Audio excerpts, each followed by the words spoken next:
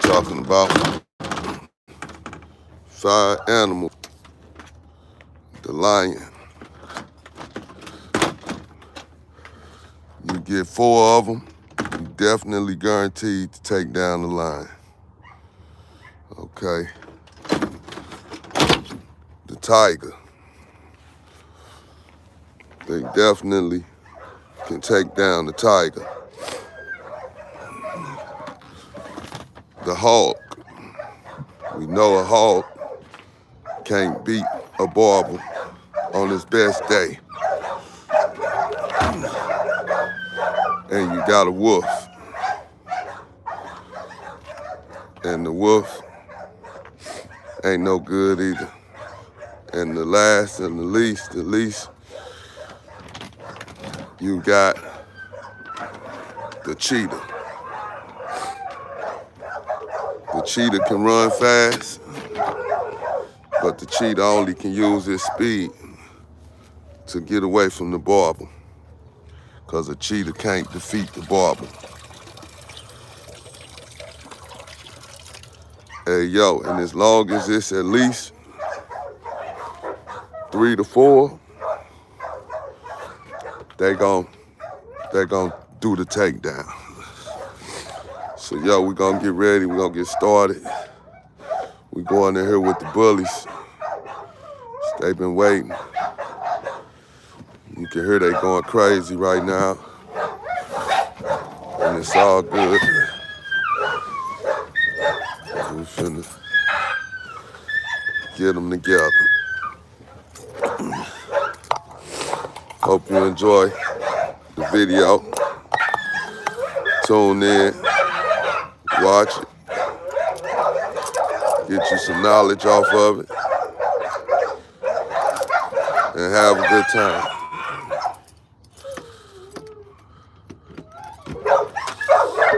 Let's do it.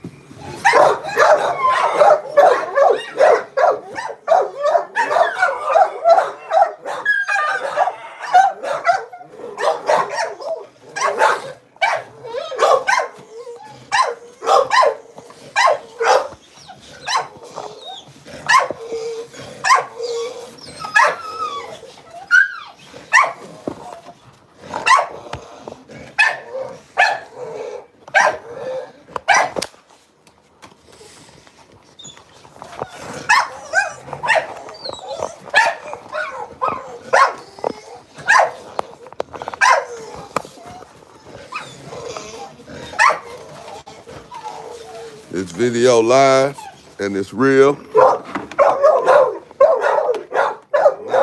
not made up. What you're seeing is actually real.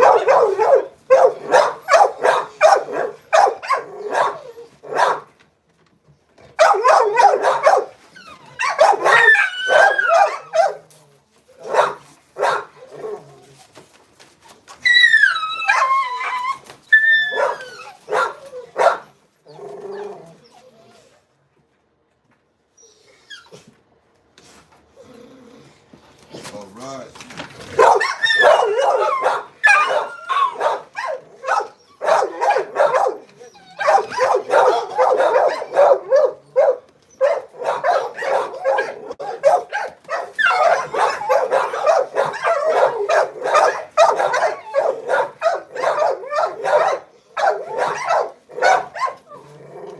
So, we got a lot of people. We got a lot of people that don't believe. We got a lot of people that don't believe that South African Boerboel can take down these different animals. And you know, I know we looking at bullies right now, but I also no deal with South African Boerboels.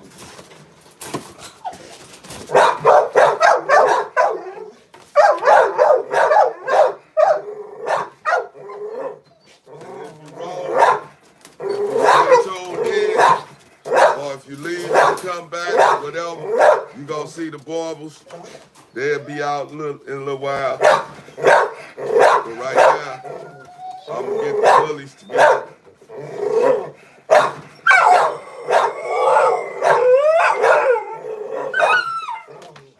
Hey, yo, check it out, y'all. You know, I know it's a lot of people out there that watch. And I know y'all got some good hearts.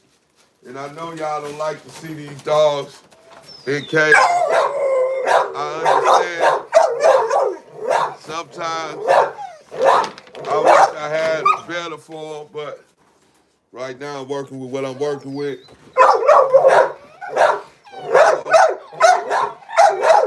If you a person that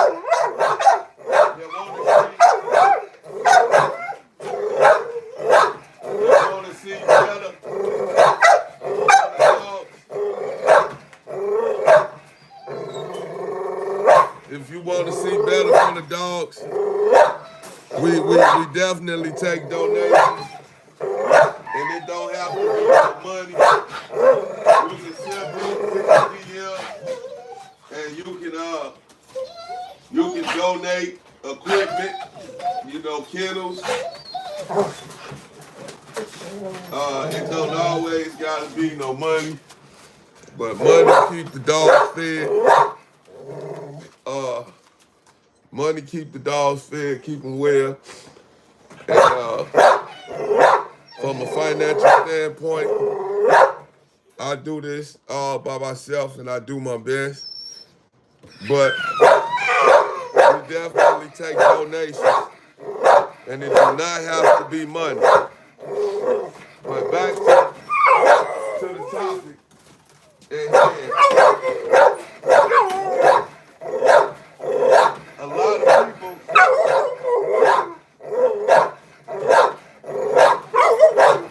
lot of people wonder if the South African Boerboel can actually take down a lion.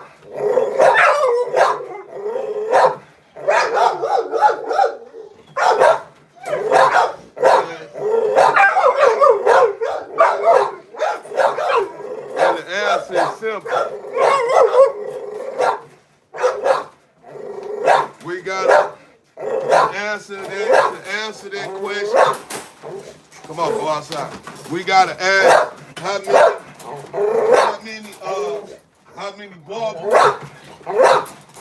are we talking about? Going outside. We gotta ask how many Boerboels are we talking about? Of course, I ain't gonna sit on here and say that I ain't gonna sit on here and say that you can take one Boerboel and it'll take down the lion alone. I don't think you're gonna find nobody that's gonna say that. But what I will say, when I say,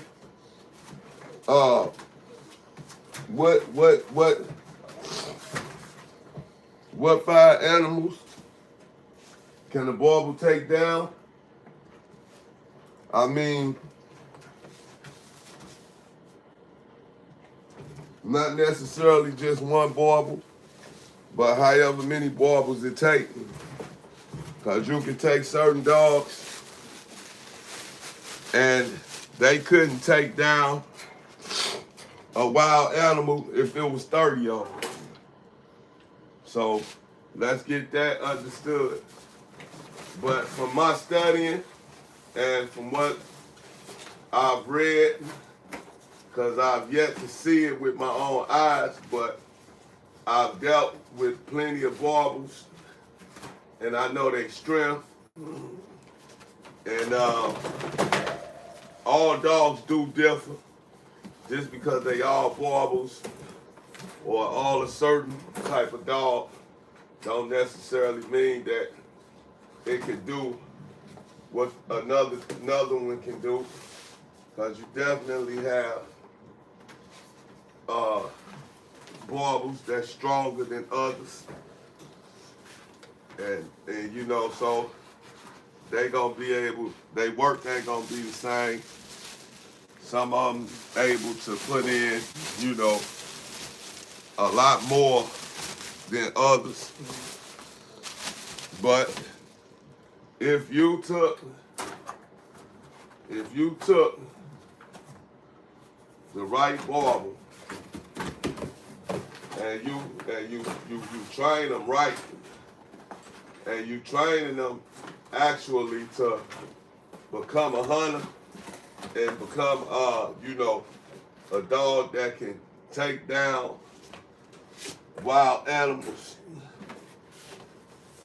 and you put the proper training into the dog and the proper exercise, you know, once the dog hit a certain age and he has all that, yeah, and you have to, and you got, you know, I wouldn't even say 2. I have to go with at the least 3. You got 3 good Boerboels, 3 nice ones that's ready and trained for combat. I believe, yes, they could take a lion down. I don't know. I ain't gonna go far enough to say that they'll go to the extent of killing the lion, because a lion is a very powerful cat. We definitely already know that. And that's why I put that right there, because you be trying to piss on her.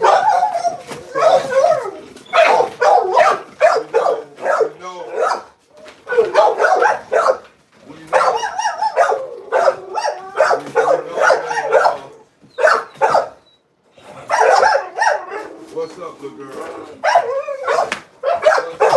What's up, little girl?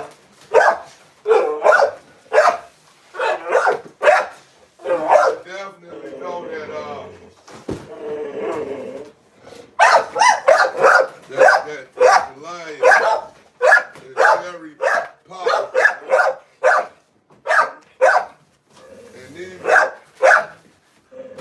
and even amongst his power, shut up, man. Even amongst his power, we also know that they are labeled as the king of the jungle. So, with that being said, we know that this is like a very, very powerful. This is a powerful wild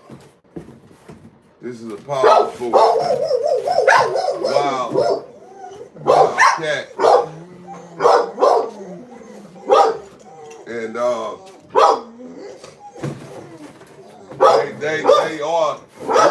they are rarely defeated. You know, you could get a pack of hyenas. You can get a wild pack of hyenas, and you can take 4 of them and put them up against the lion. And the lion, if he's not sick and he's fully healthy, he should come out on top. 4 hyenas shouldn't be able to take down a lion. That lion probably should have to be sick or have to be old and aging for them to take him down. But you'll get some nice lions that's in their youth, and they in the place of where they starting to they want to be the one to take over the pride. They want to be the one to try the king lion that's in charge, because you know with lions, a lion run the pride until he gets beat, and that's why lions don't allow cubs to keep getting big around them. They start running them off. They start running the males off at an early age, because they don't want they don't want that male. They don't want that male to defeat them, because if they defeat them, they gotta walk away from the prize. So they start running the lions off at a young age.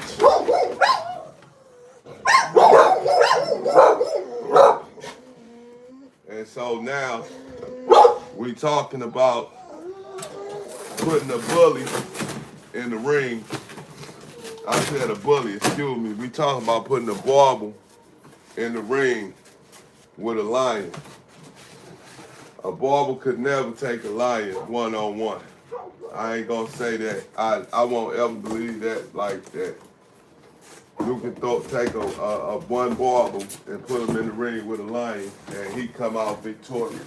If he can, it's yet for me to have seen it, because every story I've heard, it's always been at least 4 Boerboels to stop a lion.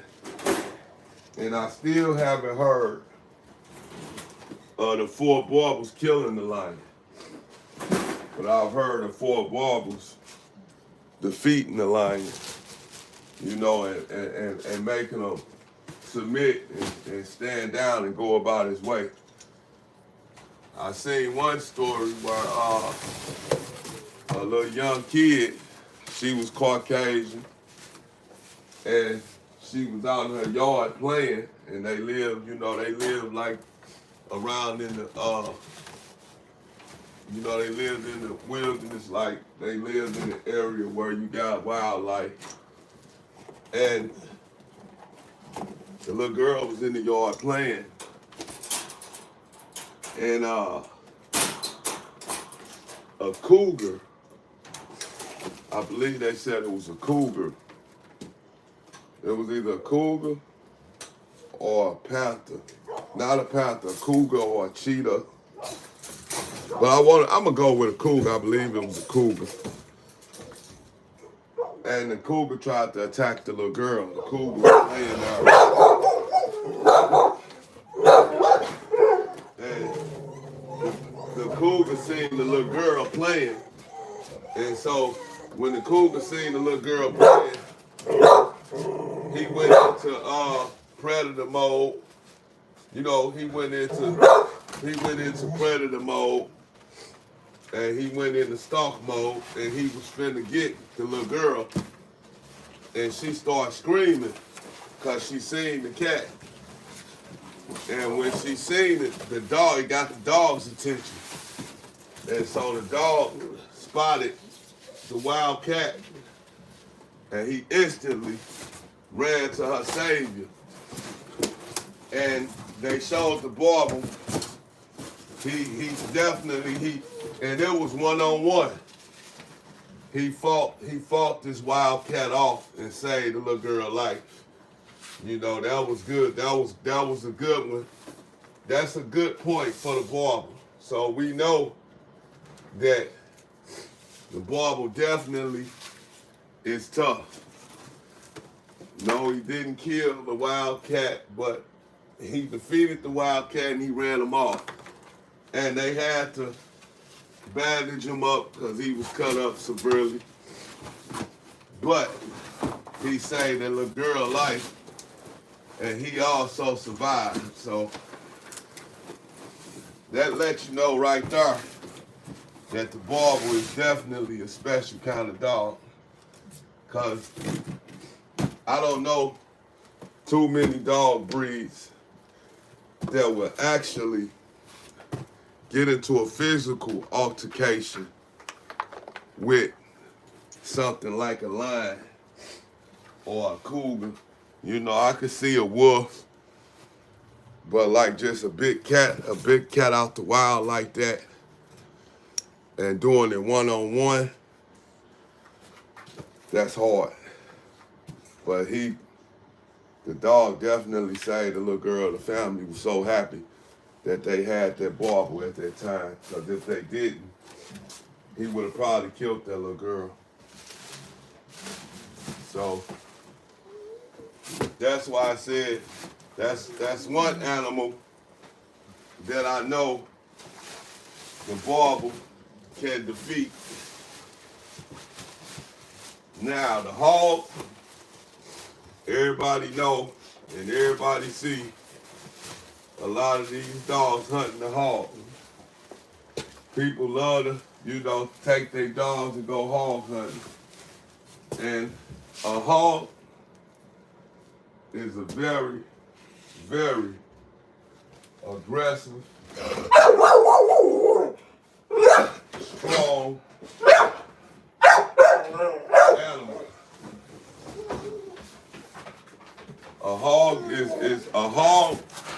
A hog is very strong. And a hog, a hog will eat just about anything. A hog will eat a person. And they show you and tell you about how the hogs are. They had come through, and they was protecting them from they had to protect their animals and their crops from these hogs. So we know the hog is definitely a strong dog. Sorry, I said a dog. A hog is definitely a strong animal. But we see different breeds hog hunting all the time. And a lot of times the hog, they always show the hog getting took down, but they show that because the video is in favor for the dog. So of course they gonna make the video that show the hog losing when it's in favor, when the video is in favor for the dog. But now, we ain't gonna get it wrong and get it twisted. A hog, if he kill the dog, and if he hungry, he'll eat the dog. A hog will eat a person if he hungry, and he will eat everything. He'll eat you all the way down to your skull. He'll eat your whole body. That's what we know about hogs. A hog will eat a hog will eat anything. They don't have no snake venom. A snake venom can't affect the hog as well. A hog can eat a snake, a poisonous snake, and the snake can bite the hog, and the hog still won't be bothered. The hog still can survive. So we see a lot of dogs, and they always show the dog beating the hog. But that's because they just show the takedown. They just show, that's all they showing is, that one dog that took the hog down. And a lot of times when the hog get took down, a lot of times it has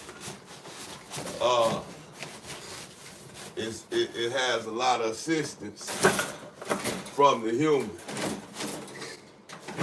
So the handlers of the dogs, a lot of times you will see the handler. A lot of times you will see the handler assisting the dog when it comes to a dog attacking a hog, because the hogs are very, very strong and very aggressive, and they could bump and hit a dog one time and kill a dog. They could take a dog and just swing him the wrong way and break his neck. And the size of the dog just wouldn't matter at that time, because hog is just as big and strong as anything in wild. A hog is wild. A lot of dogs, a lot of wild animals won't eat anything. A hog will eat anything. You name it, he'll eat it. So,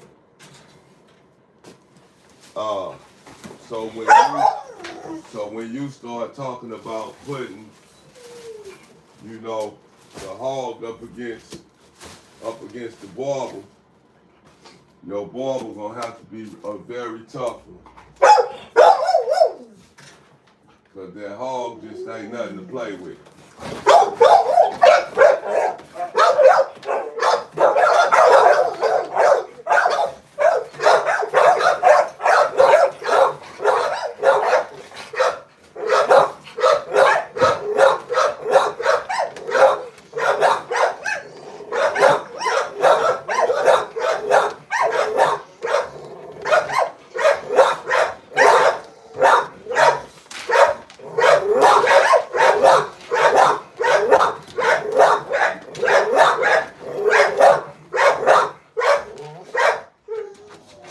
So now,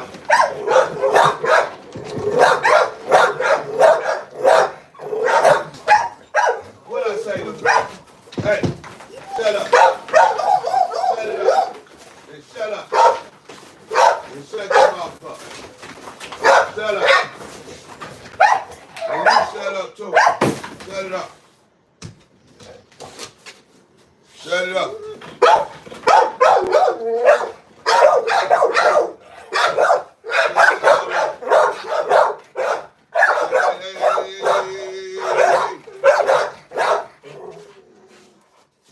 So now we gonna move on to the third animal that I believe the Boerboel can take down. And this is all my own, what I came up with, and this is what I believe. So if you think different, that's fine. Okay? We mentioned the hog, we mentioned the lion. Okay, now I'm gonna go to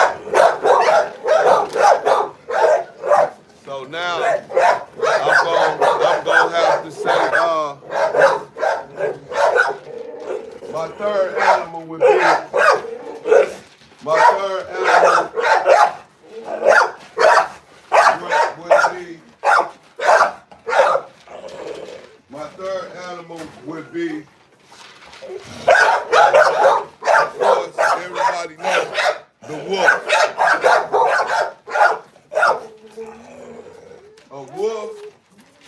A wolf is right there at almost being a domestic dog, but he's not. But he's real close to being a domestic dog. So we know that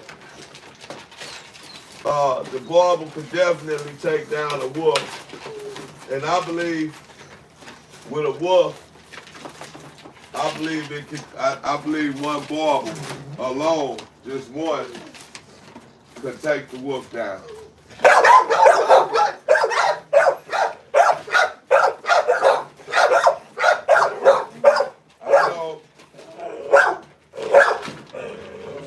I know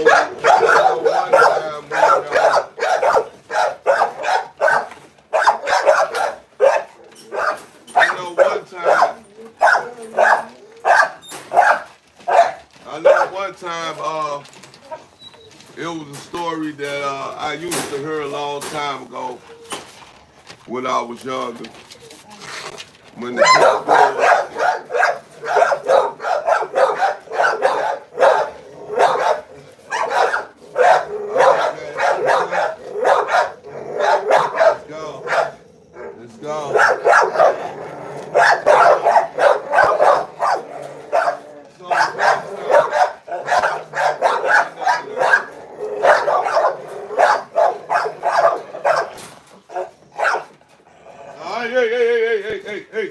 get it quiet. Let's get this quiet. Cause this too much. It's too much. Let's get it quiet. Now I gave y'all a chance. Hey! Shut up. And so, and you be quiet too. Shut it up. Shut up. Shut it up. Crook, quick, cut it out. Quit making all that noise over the top of my head. Shut up. I said shut it up. Don't start. Be quiet. And so, now,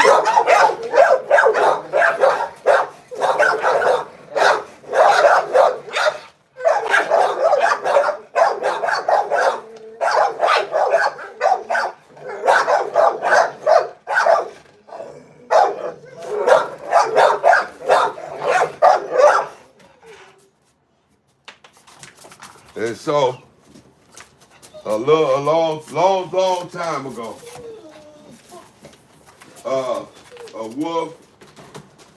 a wolf that got loose out the zoo or something of that nature, and this was in St. Louis. Go on outside. Go on out there. Go. Come on, girl. Go. Get outside. Go. Get on out there. Go. And so, this was in St. Louis. And a wolf somehow escaped from the zoo or did something, and this was an older wolf. And I don't know who the guys was. I would just tell you the story because I know the story came from somebody that knows what they know. And so the wolf got out the zoo or whatever. And some guys caught it.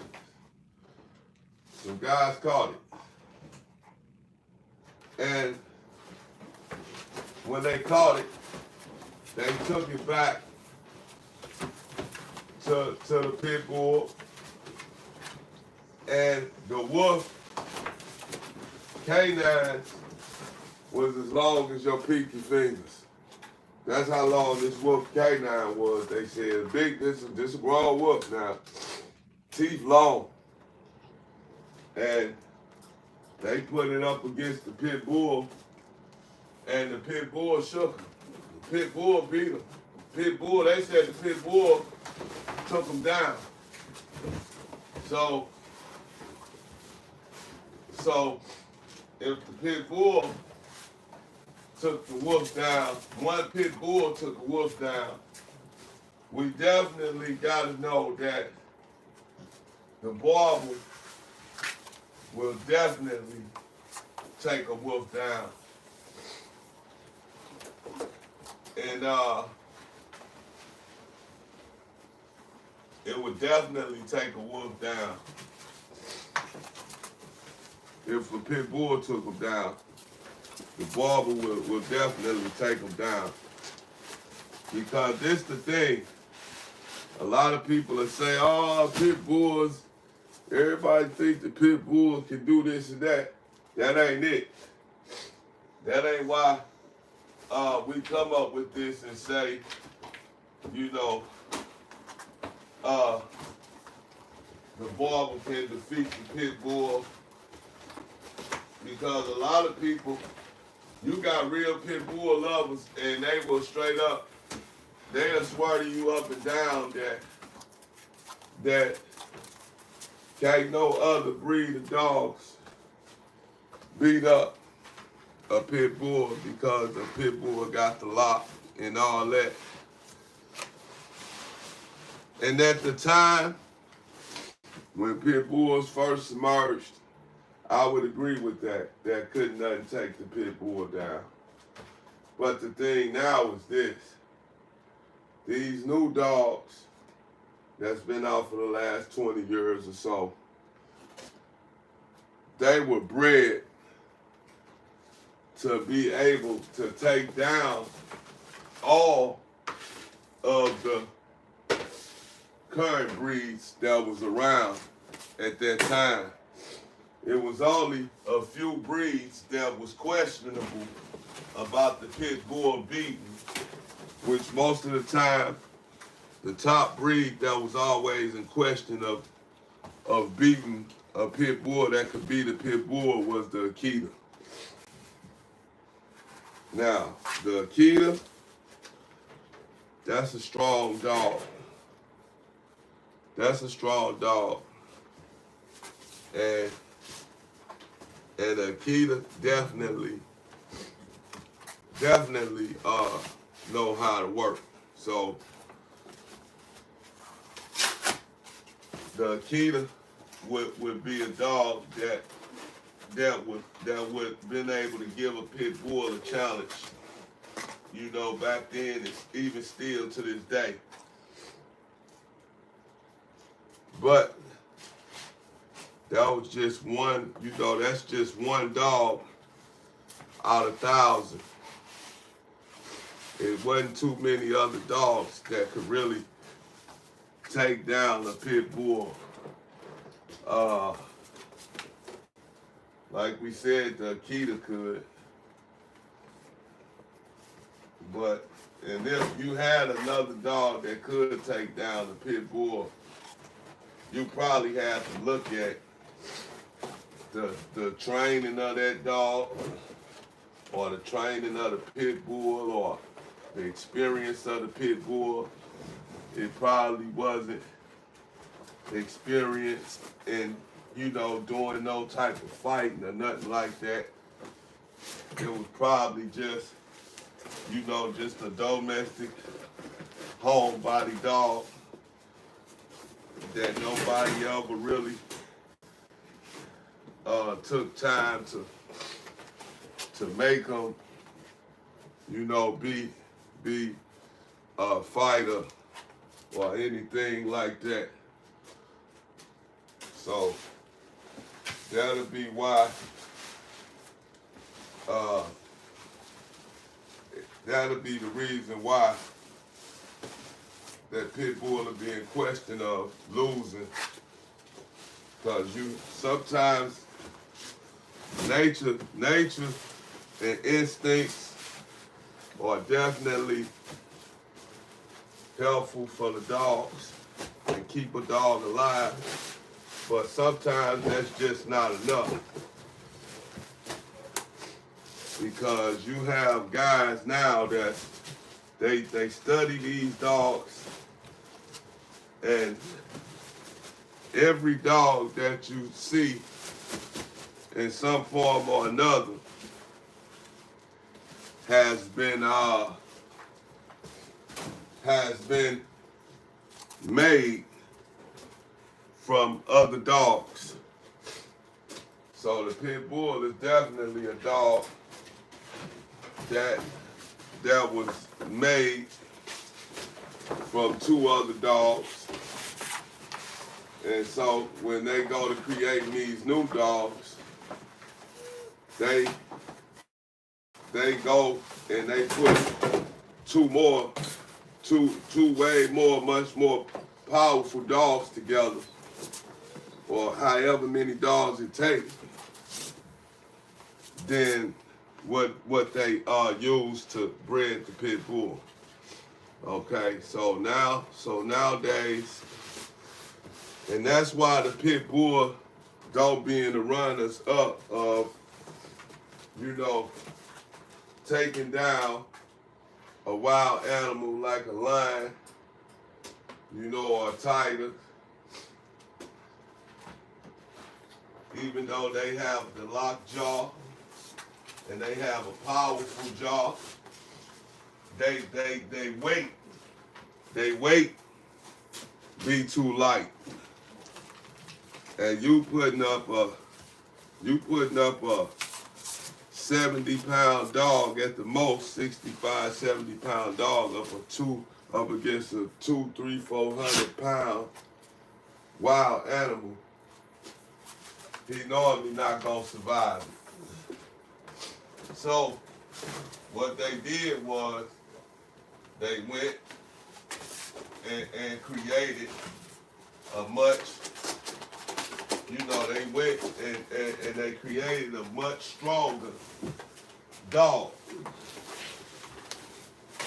to overcome and be able to do some of the things that the pit bull couldn't do.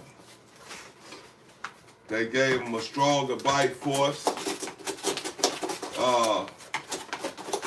the agility. They made the agility, because now we know pit bulls can jump pretty good. They can do some climbing and stuff like that. So a pit bull would definitely be equal to these new dogs as far as jumping go, you know, or running go. They just as fast, but the pit bull can't match with the weight. Because when you see boxers and fighters, they got weight classes.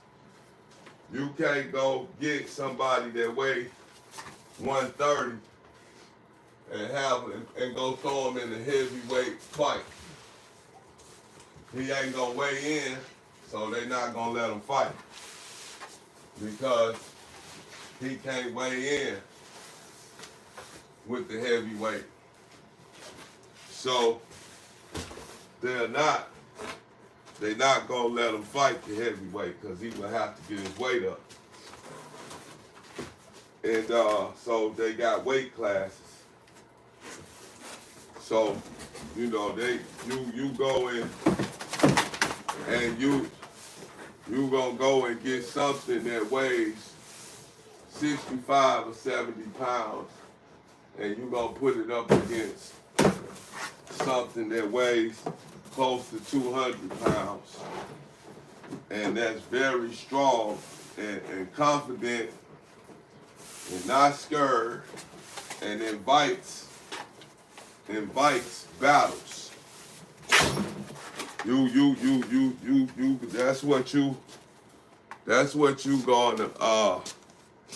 That's what you got to go up against the pit bull. So the pit bull more than likely, regardless of the lock and all that and how long they can grip, if they don't lock in the right place on that animal, then they just don't get, they gonna get outpowered.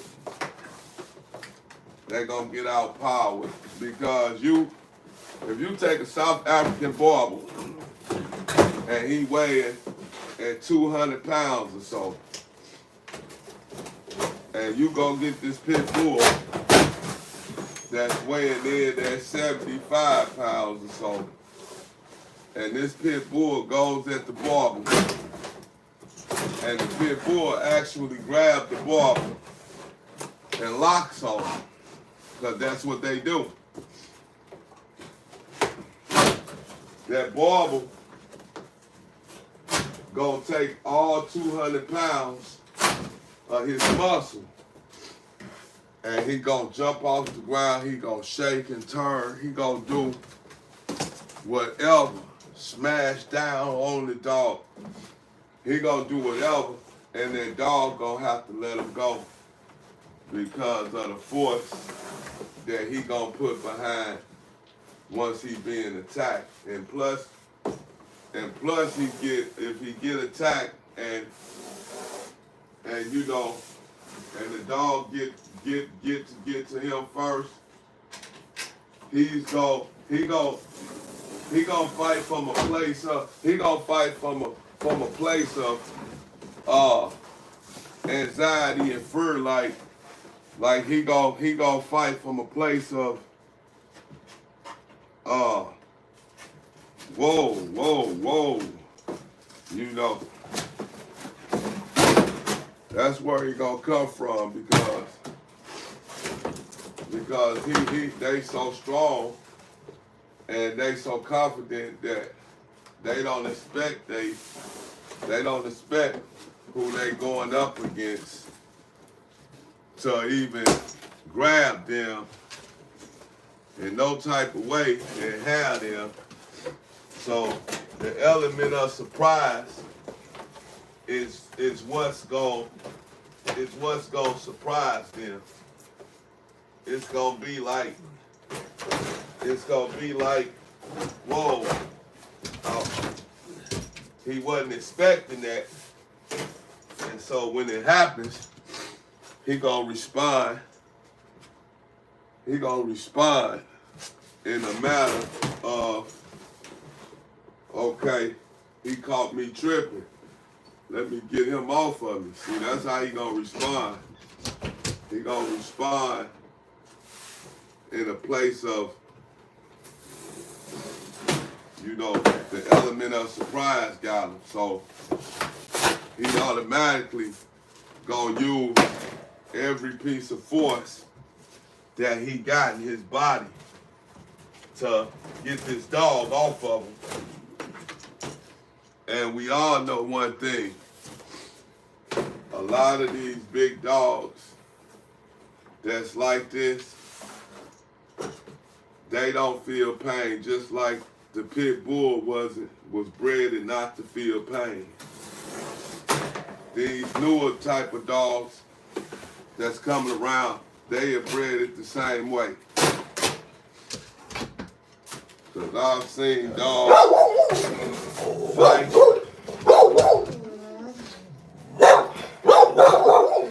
and they weren't expecting, they wasn't expecting the other dog to, you know, grab them.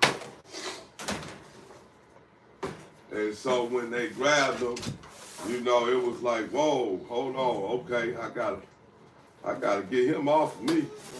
And so that's where they come from with it.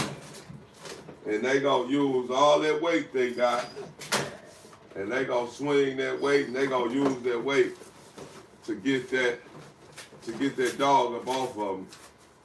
And when we start talking about the dog they getting off of them, like the Pitbull, weighing in at 70 pounds or so, that's like a rag doll to a dog that weighs 200 pounds and is made for combat. See, these dogs was bred for combat.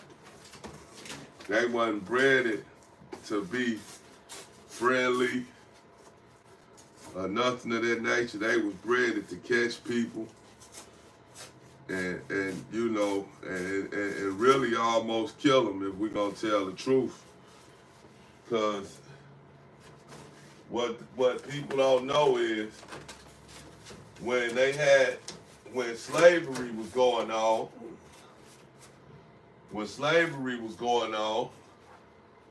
they had these big old dogs for if the slave run away.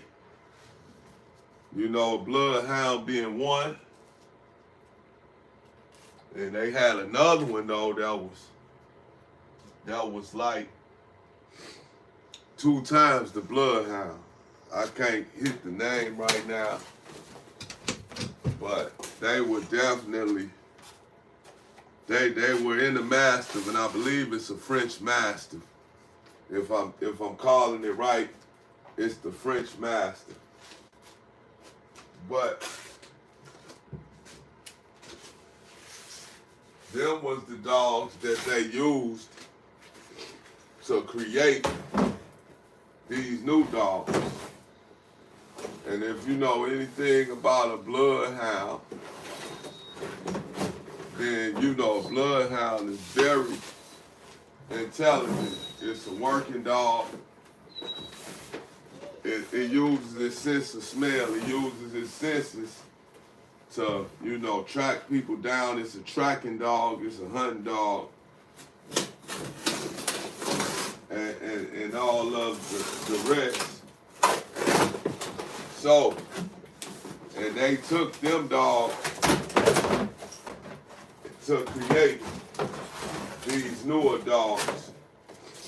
So, the DNA and the genes that's coming out these newer dogs are, you know, they like 3 times more powerful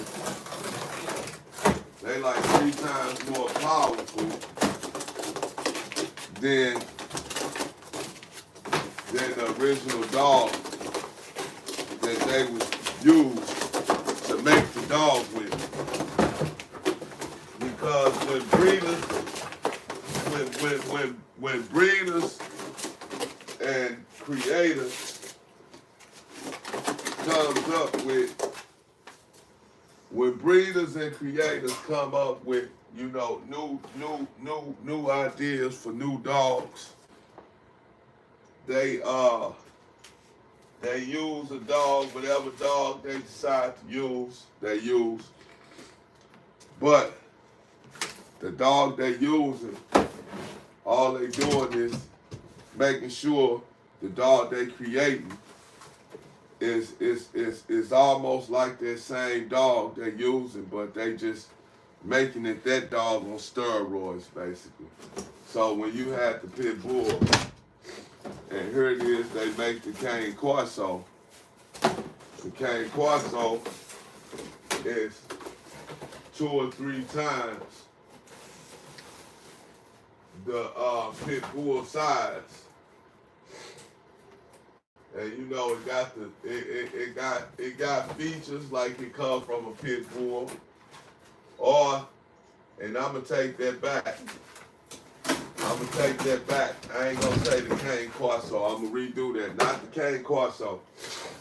Okay, we're gonna say the dogs that they used, that you can see the Pitbull in, that they made 2 or 3 times stronger than the Pitbull. Okay, and these dogs been around actually, and they really used them to make the Pitbull, if I say it correctly, but they also came back later to make more dogs like the South African Boerboel. And they use these dogs for that. And the dog that I'm talking about is the dog that everybody know, the American Bulldog. Okay, the Pitbull. The American Bulldog.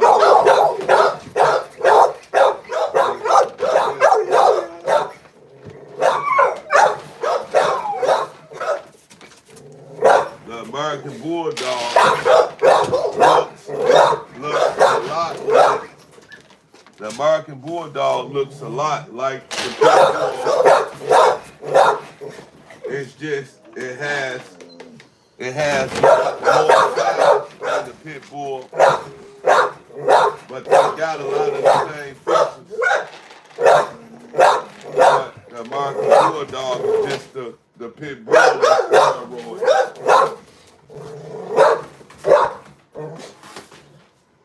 Yeah. American Bulldog is just a Pitbull on steroids.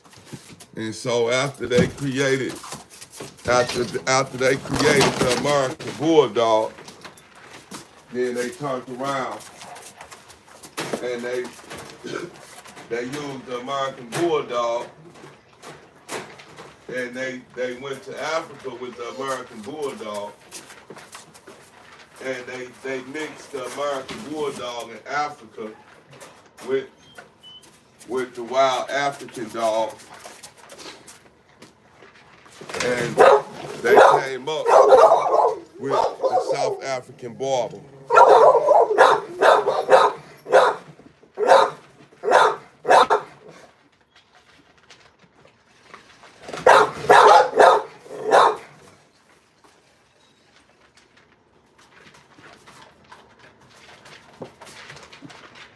So they came up with the South African Boerboel, and I believe it was around the 18th century or somewhere when they came up. When they went to Africa with these dogs from Europe, and they saying that this how this dog was created.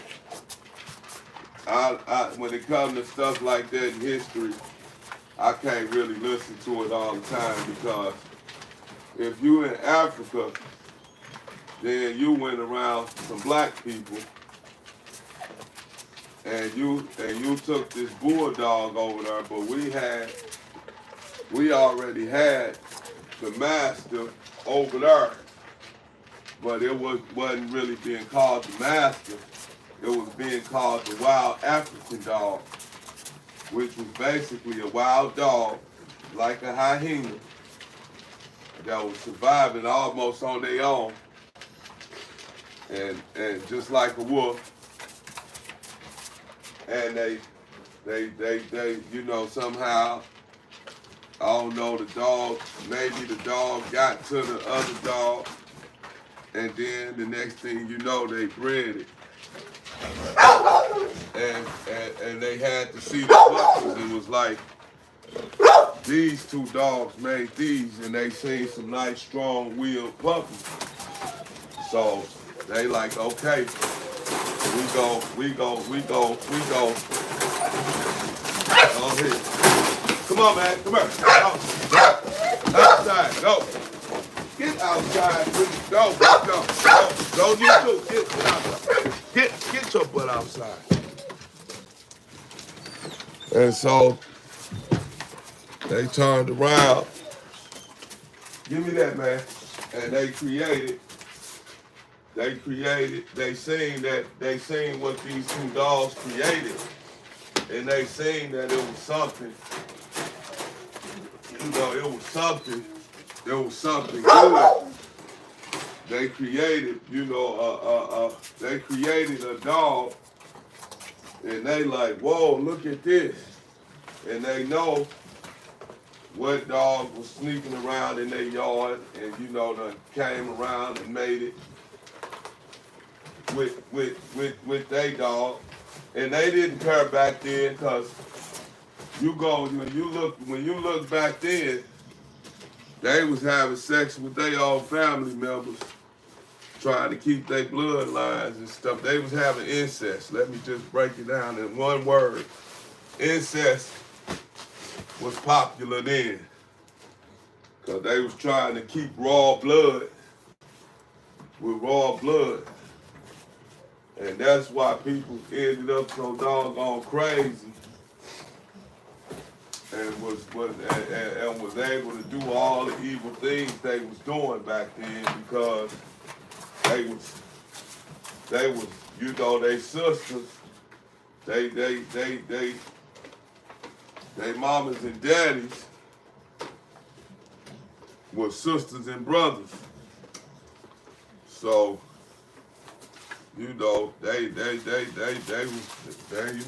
incest messed people up.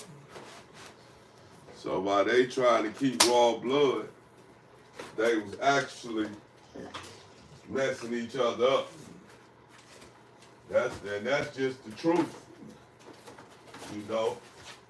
You can't have sex with your sister and make a baby. You just can't do stuff like that. But that's what they were doing. That's what they were doing. And so they wonder why the evil white people, all white people ain't evil, but the ones that are, they was wondering how could they be so evil and do some of the things they was doing, like as far as what they was doing to the blacks, to saying, that we wasn't good enough to be considered human beings. And so they was doing whatever they wanted to do to us. They was just, dominating. They was dominating everything. And they was able to do what they wanted to do, to whom they wanted to do it to. So, and people wonder how could a person be so evil and do things like that? And the answer was simple. They was incest. They was incest. So they thinking and they movements wasn't right, wasn't rational. Because here it is, you got a person who has been made by a brother and a sister. And we all know God didn't put us on the earth to really make with our own, make relations with our own brothers and sisters. Now, some people may believe that God did put us here for that. And, God did allow that and didn't have no problem with it. But if you think that, you just throwing something out there to be crazy, because it was shown and proved through plenty of science projects that incest just wasn't good. Incest just wasn't good. Bottom line. They showed all of the health problems that it caused, and all of everything. It showed everything. They used scientific methods to show that incest wasn't right. But back then, you had so much of it going on, because people were staying amongst their own, and I can't explain what make you go in and want to lay down and you turned on by your own sister. You know what I mean? Your sister walking around and you turned on by it. You got a problem. You got a problem. You got an issue. So, that's something that needs and I think it's like a sickness. To me, it's a disease. But back then, it was common, and it was a way of life. They was known for doing that. Like I said, because they was trying to keep their raw blood. And some genius came up with, if me and you do it, sister, and we have a child, he'll have to be this because we this. They princes. And, princess and princess. And so they like, if we have our own kids together, then our kid is automatically royal. And we don't have to step out. They ain't got to step out and, get another royal family to sleep with. They just do it amongst their own. But the kids start coming out retarded and, health problems and they, but they still continued on. But it wasn't right. And then all of a sudden, when all this other stuff come about, slavery and things of that nature, things of that,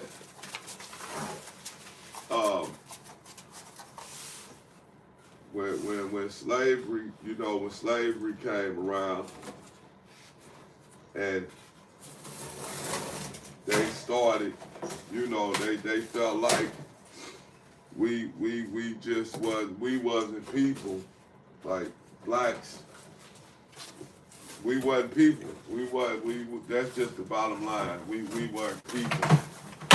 We was more so monkeys to them.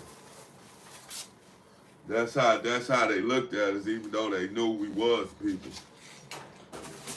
And this just about the bad white people. You got the good white people that ran the Underground Railroads, that helped black people survive and get away for us to fight and make us what we are today. So you definitely got to be appreciative for those.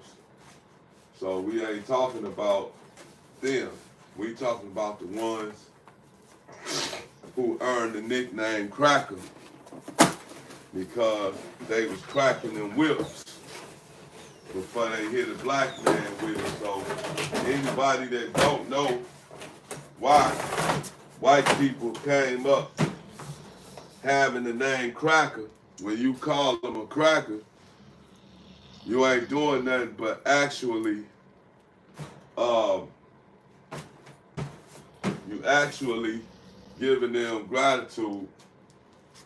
You ain't hurting them. You're not disrespecting them with that word. Because that word they made that word to be a good word. It only meant, they wanted to see who could pop the whip the loudest on a black man back.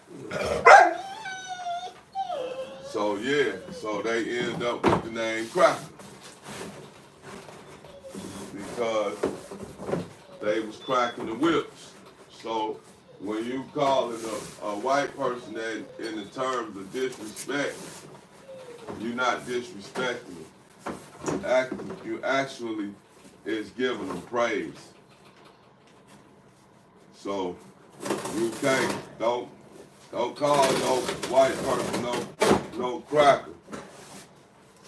Because if he wants to, he can shoot back and say, yeah, I'm a dang gone good cracker. I come from a background of good crackers. They used to crack the whips on your people's backs. So, you find a different word to disrespect them with. But like I said, that's just talking about the bad white people. Because you had the good ones. But anyway, back to this incest thing. So they trying to keep raw blood inside their families. And to this day, you'll see certain these rich families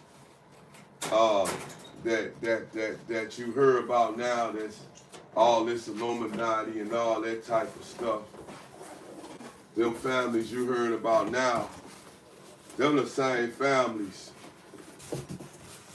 that was doing incest way back, a long time ago. I ain't gonna say millions and millions of years, but they got proof that the black man was on Earth a million years ago. The black man was one of the first people, or the first people, period, that was put on the earth. When you're talking about Jerusalem, the Holy Land, we the holy people, not the Jews, the blacks. Because if you go back, you can go find a black person that's 100 years old, right over there on the Holy Lands, and ask them how long have they been there, and they'll tell you their whole life, and they 100 years old. So if they was there their whole life, then that means their grandparents was there, their parents was there, and and they all was there. That's what that means. So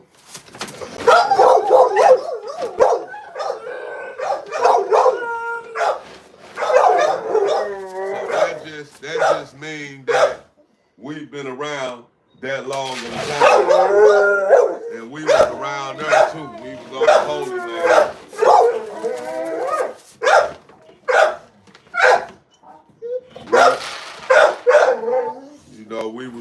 We was part of the Holy Land. We was actually on the Holy Land, not part of it, I'm sorry. The Holy Lands was ours, we was there. And when you do your research on what was going on way back then, you will see and learn like that a lot of wars was going on, and a lot of people was retreating. You know, so they was getting ran off their land. So and then you would have somebody claim it after they ran somebody off of it, and then you would have somebody claim it and say, well, they found this land. But they didn't find that land, they ran somebody off of it. There was a lot of trickery going on back then. And that's how slavery even started, from trickery. You had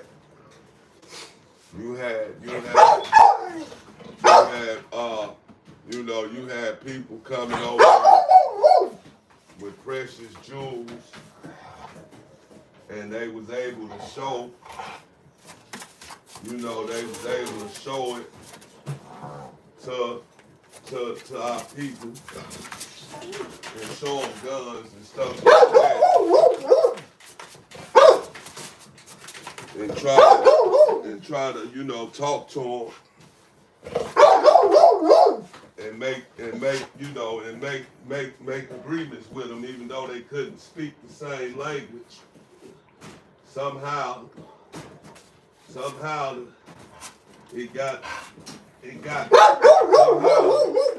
everybody got through everybody. And that's how you ended up with people being tricked out their stuff, because they fell for the BS. They fell for the trickery. And then you looked up and we was all in chains, and they was putting us on ships. And it all started with just a little bit of trickery or a little bit of craftiness, and it ended up costing a whole nation. It ended up costing a whole entire race to have to face genocide and a lot of other different, mental issues and attitudes, and it was just a lot. It was a lot that came from behind slavery,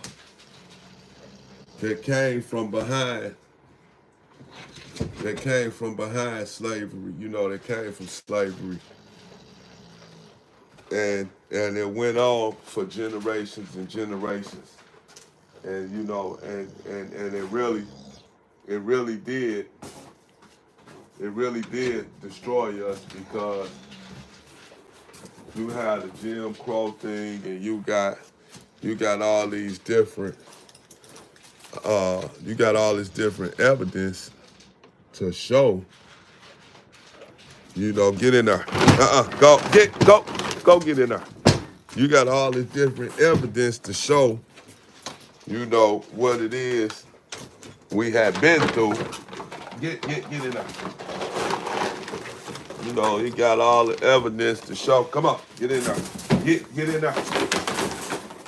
They got all the evidence to show. Calm down so I can pour it out, goodness. It got all the evidence to show that what we've been through really affected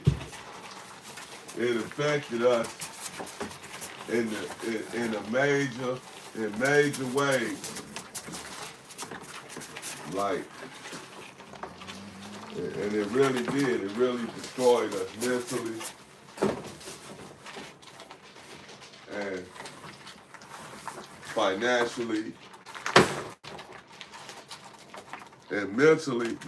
I ain't gonna even say financially. We're gonna stick with mentally. It destroyed us mentally. And when you destroy mentally,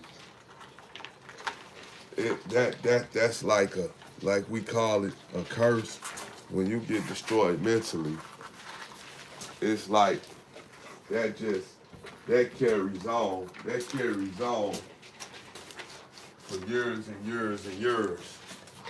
The way that you know, the way you raise your child and teach your child, because back then, white people had to stick on us so hard that we would tell our kids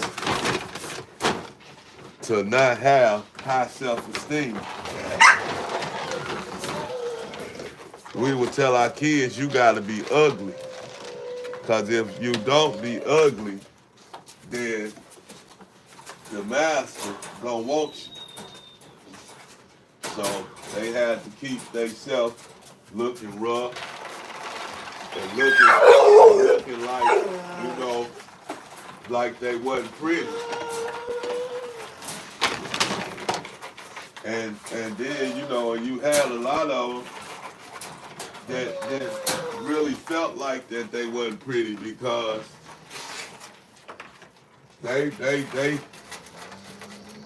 the masters liked certain black women, and they, even though they was married, they really liked them. Go eat. Come on. They really liked them. Come here. Come here, boy. Come on. They, you know, some of them slave masters would lay down. They would lay down with the black woman. And you notice then, get back. Once you go black, you ain't gonna go back. So when they laid down and slept, with the black woman, they loved.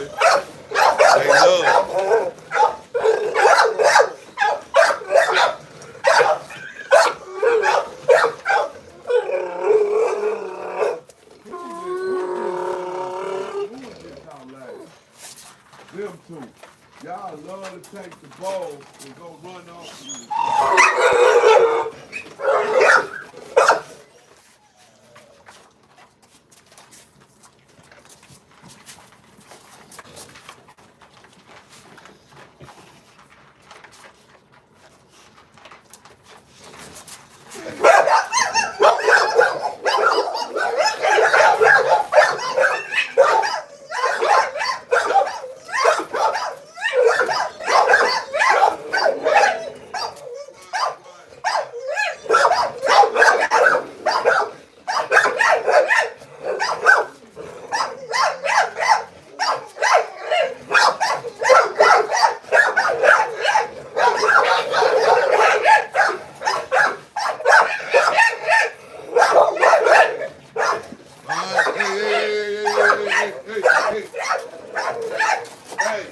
Hey, little mom, chill out. Little girl, would you stop? And you stop too, cuz. You stop too, cuz. Come on, man. Come on. Go ahead. So, I almost lost my train of thought just then because of this. But anyway, you have,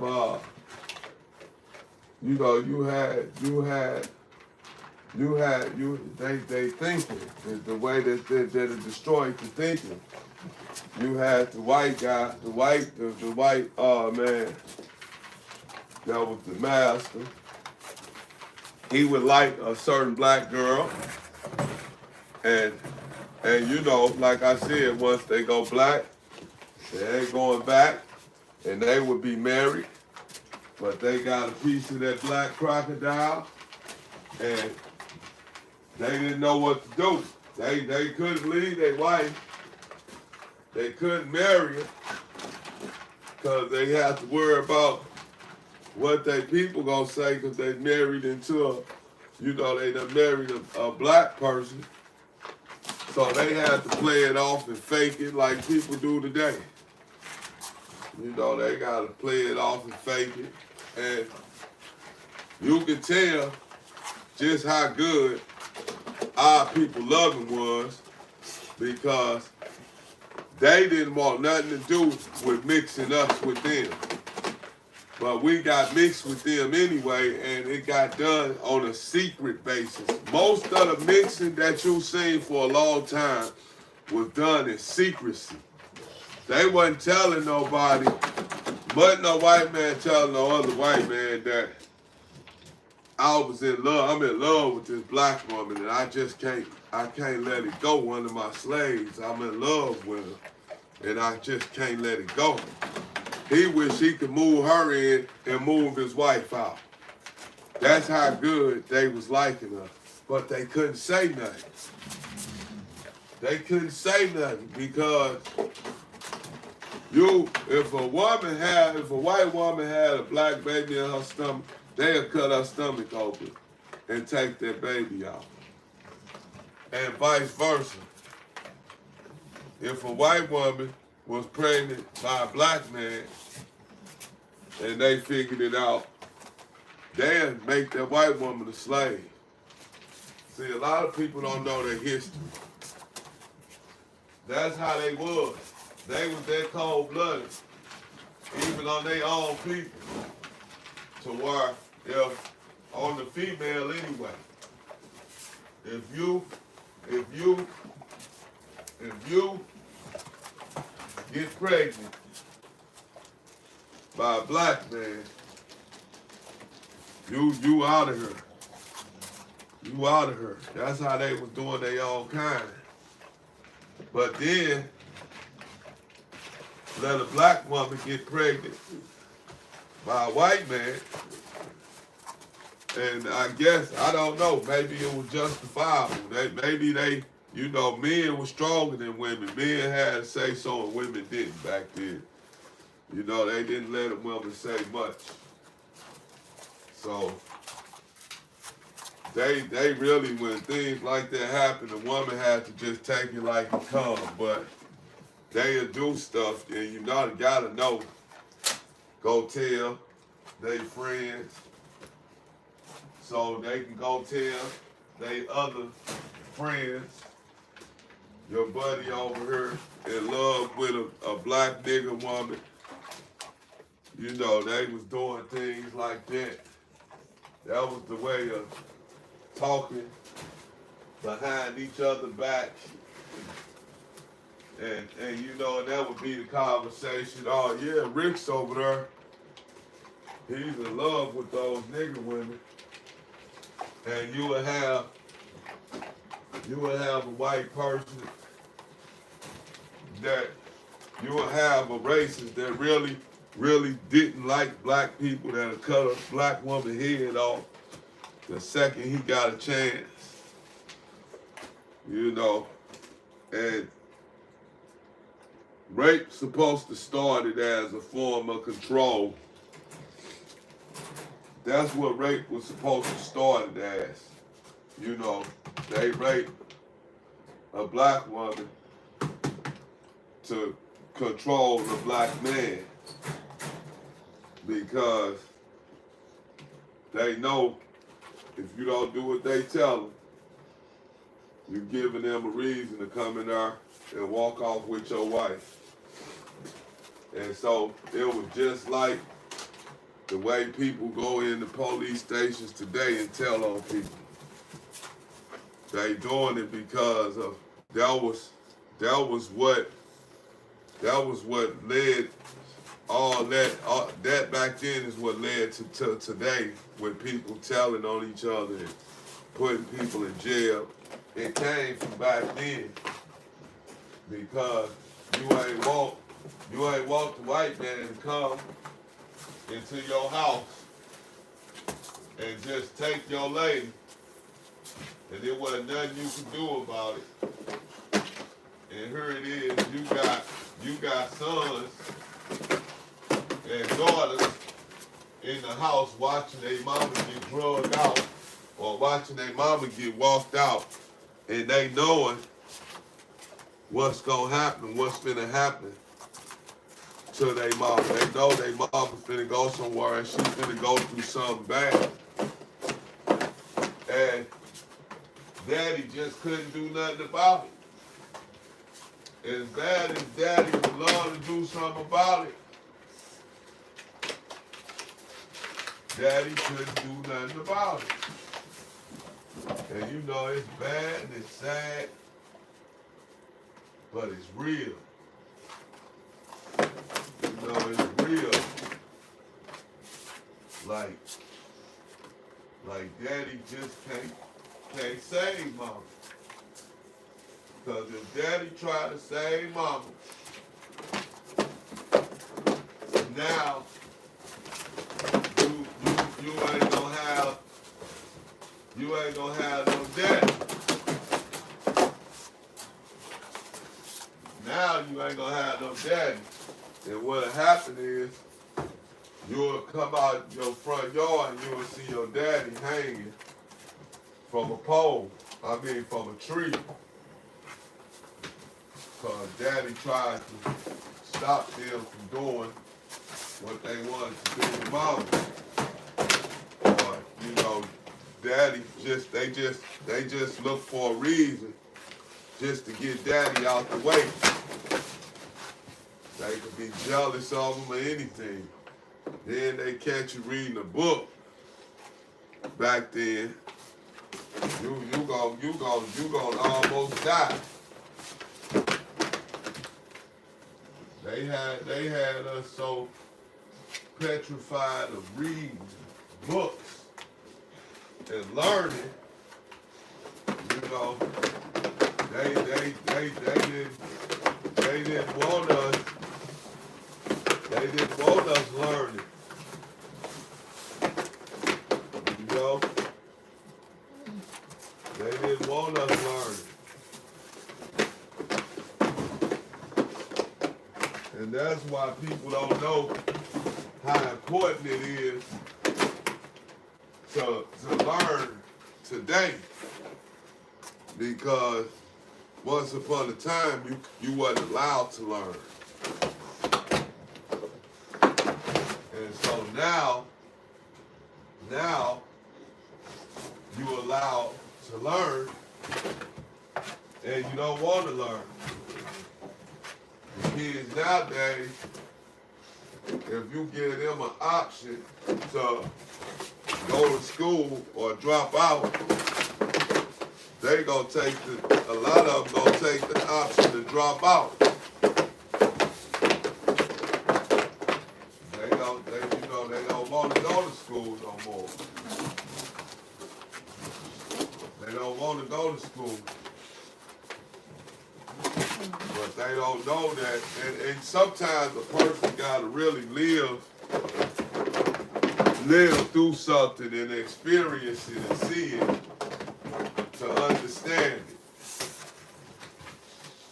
You know, sometimes some people you can't just tell them what stuff was like and they understand it. Sometimes some people gotta actually go through it and really understand what's going on. And that's one thing that I doubted if we ever get to experience the way that they did. You know, you can experience slavery. You can experience slavery a little bit through the prison system. Because they had you working for a little bit of nothing. They had you working, you know, in prison, you make 5 cents an hour.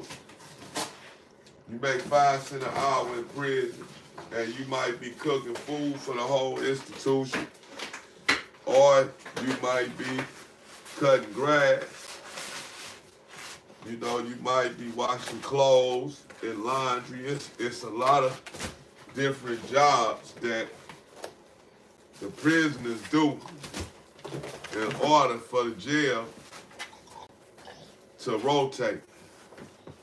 Because they don't got no outside workers coming in. They don't have outside workers coming in to, you know, do all the work. No, sir. They don't have that. They do not have that. So, you know, they got the prisoners. The prisoners are doing all of that. You know, the prisoners, they the ones that's doing all the work and keeping the jails running. As sad as that is, you would think that they would just stop working. And then if they stop working, now what? But everybody worried about if they don't work, they ain't gonna eat. The jail ain't, you know, the yard ain't gonna open.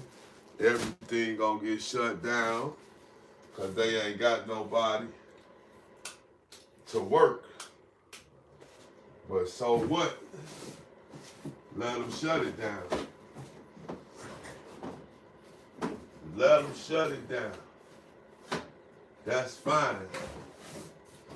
Go right ahead and shut it down.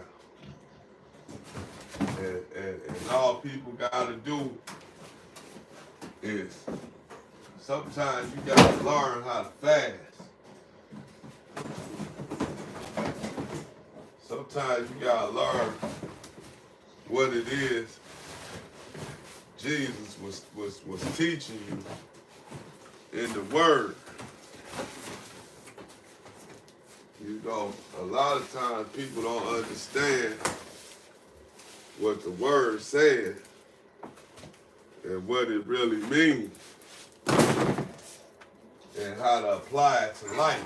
So if the Word, if the Lord was telling us to fast, that means go a certain time without eating and without drinking. And once you teach your body how to fast, now when you in them type of situations as the prison situation, you know how to fast. You know how to fast. So you know how to survive. You know how to survive without eating. You know how to survive without eating. But if you don't know that, then you can't survive. You don't know how to survive without eating. So you just be, you know, you don't be willing to fight the fight that needs to be fought. Because you don't know how to handle your body. You don't know how to handle your body without having food in it day to day. You used to having food on a day-to-day basis. So when you hear we can't eat for a couple of days, then people get weary and start like, oh man, get that, I gotta eat. I seen it. You know, and then people just, they so weak nowadays. They so weak now, you know, when a person, you know, when they do that, and then the warden and them come around and they start throwing people in the hole, then everybody give up on the movement because they done seen somebody go to the hole. Instead of keep pushing, they like, man, he went to the hole. and they worried about going home. They worried about going home, so they not up to support the matter. They gon' tell you, you know, man, I'm going home. I'm gonna stay out of it. And I understand that. I understand that, but me personally, I get home when I get there. That was my motto in jail. But you ain't promised to make it home from prison. You ain't guaranteed once you go to prison. You ain't guaranteed. They don't write you no guarantee that you gonna come home. So you ain't guaranteed to come home. So my motto was I get there when I get there. And that's just how that goes. And that's the motto I live by.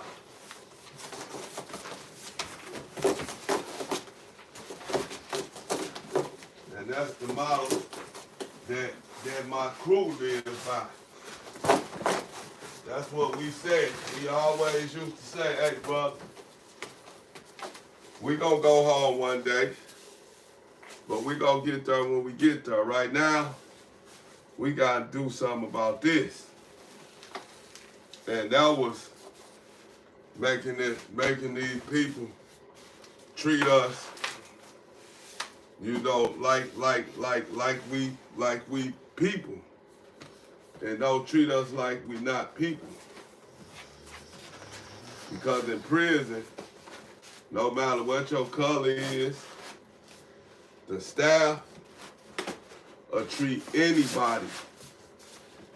They'll treat whites, blacks, they'll treat anybody like they don't mean nothing.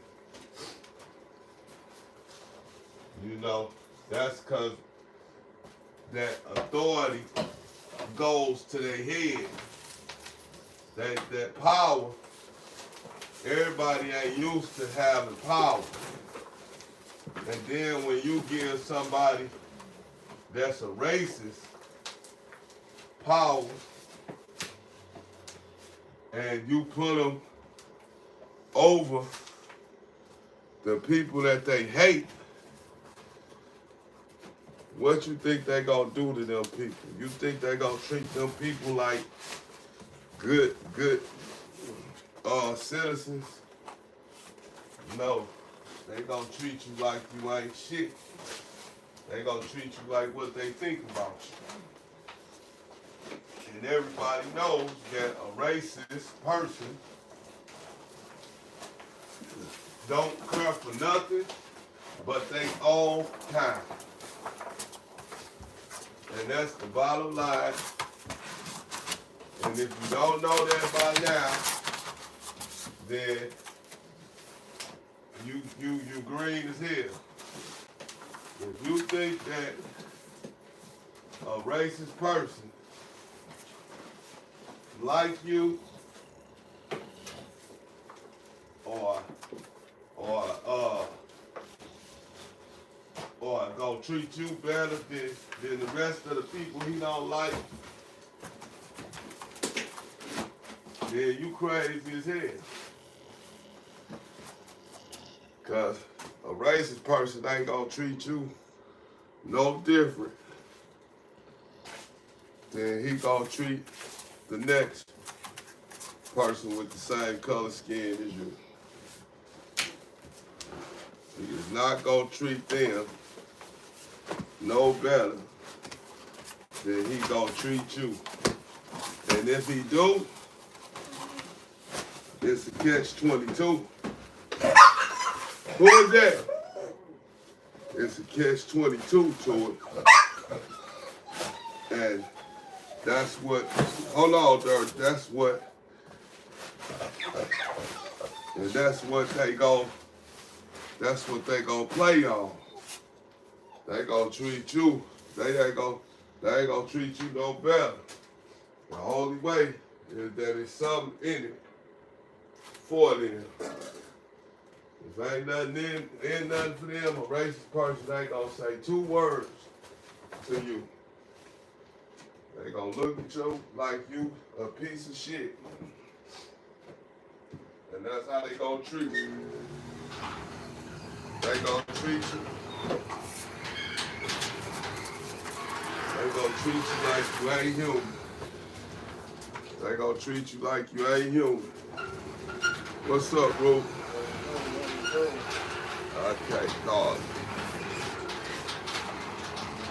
Try to get this done. Chosen sheep kennels in the building, baby. Chosen sheep in the building.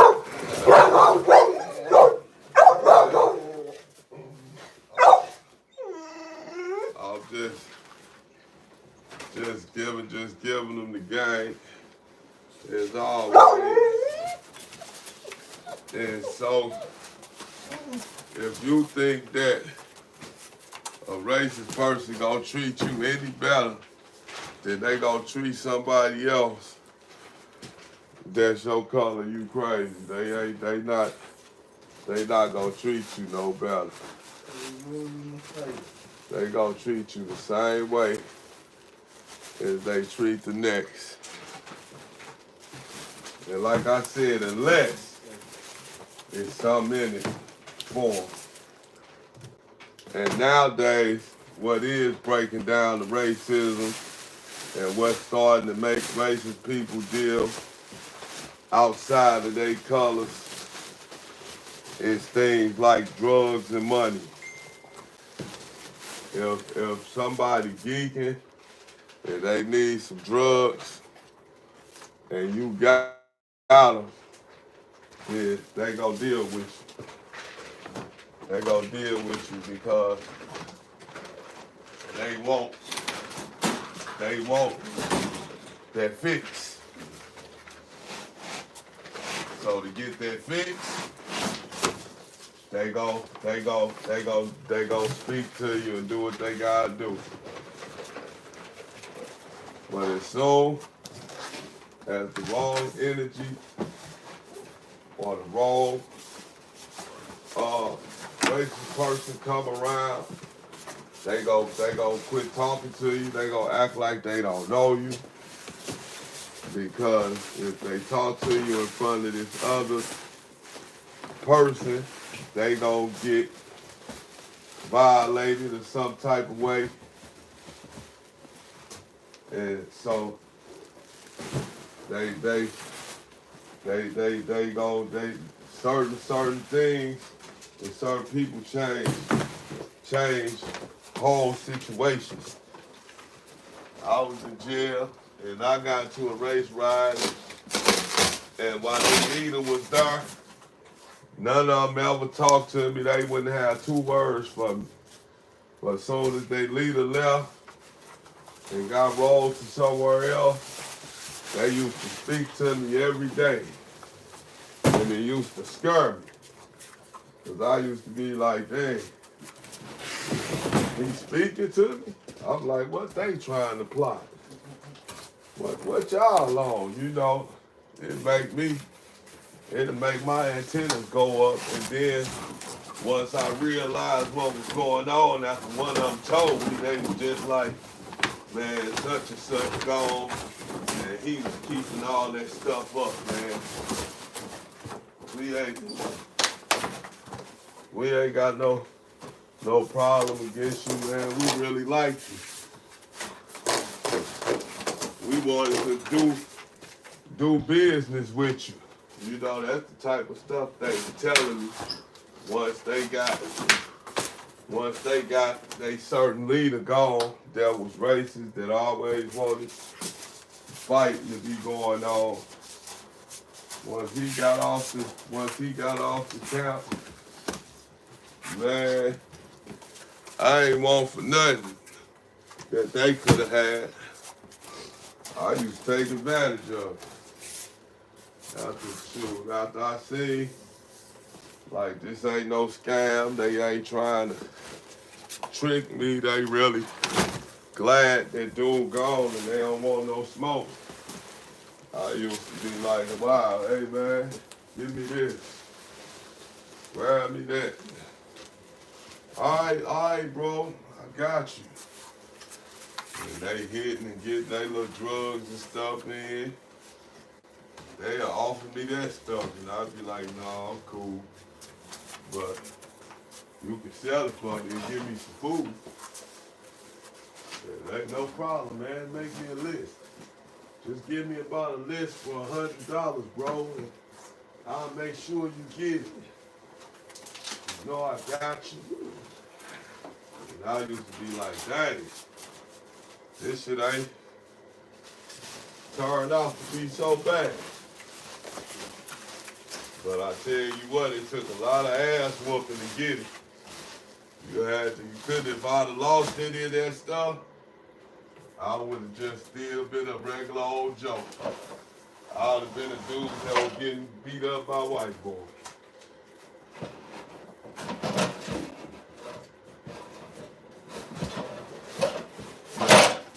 Cause when black people got this thing to where when it comes to white people in jail, and nowadays like white people can't whoop black people and stuff like that, you got some white boys that will fight. I ain't gonna lie. I seen it. You got some white boys that got some heart. They'll fight. And you would be thinking like, you would be just automatically underestimating them. And the whole time, this cockroach can fight. And you start fighting them and don't start losing. Cause I seen the black dude, there was a black dude that was a gangster disciple. And we was in Boerboel, and the white dude was on the telephone, and it was the GD's phone. And cause everybody be having their own phone, it was the GD's phone, and so he walked up to the white dude while he was on the phone and pointed at his wrist like it's time to get off. Like he D-boying dude. And that white boy ain't say nothing to him. He kept talking on the phone. Then when that white boy got off the phone, all I heard him say was, where that bitch at? Where that bitch at that kept saying something to me while I was on the phone? And I looked, I'm like, damn. I'm like, oh shit. And the dude was right there in the corner. And he like, bitch, come get the phone. And dude looked at every black dude in there. The black dude did. He looked at all us like, I know y'all gonna help me. I looked at him like, shit. Oh, yo, GD partners, y'all down here, y'all deep. There's about 6 of them down there. But the white dude had some little muscles, and he knew how to do UFC and all that stuff. And he told the black dude, come on, bitch, you gotta fight. And the black dude hesitated. He don't know if he want to come or not. And I looked him right in his eyes like, dang, how many bees you gonna be before you go in there? I said, he ain't talking to me. I said, and if it would have just been me there, and wasn't no other black dudes there, no GDs wasn't there, I would have helped him. But he had 5 of his gang members or organization members was right there. And we know their laws is they do not fight by themselves. In one fight, all fight. And they telling him, man, you gotta go in there and get down with them. And I'm looking at this stuff like, if this was me and my partners, all of us would have went there and told, man, we would have beat that dude so bad in there, it wouldn't have been no one-on-one. It just wouldn't have been. we would have went there, and that's why dudes didn't mess with us, because they knew we didn't have no problem with jumping on you. We don't care about what no principles is, or none of that. And so the white dude, he kept calling him a bitch, and the black dude finally got up, because they kept telling him, like, man, you got to go in there, dog. And they pushing it off on him, and you can look and tell they pushing it off on him, and they really didn't want nothing to do with it. So since he got called the B word, he the one that looked soft. You know what I'm saying? And so he finally went in there. And man, that white dude beat that boy up, man. I'm talking about he kicked his ass, man. I'm talking about, man, he sent that dude out there, his face was so swollen up. And I was looking at his partners like, dang, y'all ain't helping. And they did not help. And I seen it happen again. I seen it happen another time with the Rolling 60s. With the Rolling 60 Crips. One of they guys got into a fight with a Mexican. And he got into a fight with a Mexican. And the Mexican, I was lifting weights. So we was up under the pavilion. I was working out. And I was lifting weights. And I seen the two talking. And then out of nowhere, they started fighting. And the Mexican knocked the black dude out. Like, he hit him with one, and dude hit the ground without putting his hands down or anything. He got knocked out. And it was about 3 or 4 or 5 Rolling 60 Crips standing right there watching. And I asked them, well, no, what happened when he knocked the black dude out? I got over him, and I said, damn, was this how this was supposed to go? I said, what, this was a setup? And they said, no, we ain't fighting over no punk, because they was fighting over over a homosexual. And I was like, so what? I said, because anytime y'all got a problem, y'all come and get him, no matter what it's over. You know what I'm saying? They come and get him, and he be the first to ride. And he a short little dude. He about this tall, but he was strong. But he couldn't handle that Mexican. Boy, that Mexican hit him with one, bro. Look, he went down and his head hit the ground. He ain't catch himself. And when he did that, the Mexican got over the top of him, and I said, that's it. I stopped it. And all his partners was right there. There wasn't none of them doing nothing. And I stopped it. And I was cool with the Mexicans. They don't really mess with black people either, but I was cool with the Mexicans. And after that day, bro, they stopped talking to me. And dude, after he got out the hole, because they ended up going to the hole, after he got out the hole, he seen me on the yard, and he pulled up on me and was like, man, I heard what you done, bro. He was like, that was 100. He say, cause these bitch ass niggas was right there, excuse my language. And he said they ain't help. He said they ain't do nothing. He said, so you know what's up now? He said it's the West Side Crips against the North Side Crips. Cause he was a North Side Crip. And they was from, these dudes was from Cates and stuff like that. And Blackstone, that didn't help him. That was right there. And he was from Milliken. And so they stopped getting along, you know. They stopped getting along. And you know, when he told me he appreciated it, I told him it was all good. I said, man, you know, I don't do the race thing. I said, man, I say, if that would have been a black person, I wouldn't have gotten to it. But it was a white person. It was a Mexican. And so I still ain't getting to it, but I just wasn't gonna let dude, you know, stuff drag him out because he got over the top of him and he was finna take him. You know what I'm saying? He was finna, because that's how prison fights go. They try to knock your teeth and stuff out. Ain't no going home looking good or I punched you in your eye. Oh man, we good and stopping. No, they beating her. They beat you. You know what I'm saying? They try to knock your eyes out your head. Like them dudes be crazy, bro. And they be in there for so long, 20, 30 years. Stu, what you think he gonna do? He's snapping out. He ain't, you know, that ain't him doing that. He's snapping out his mind. He becoming rational and a person that kill you. You know what I mean?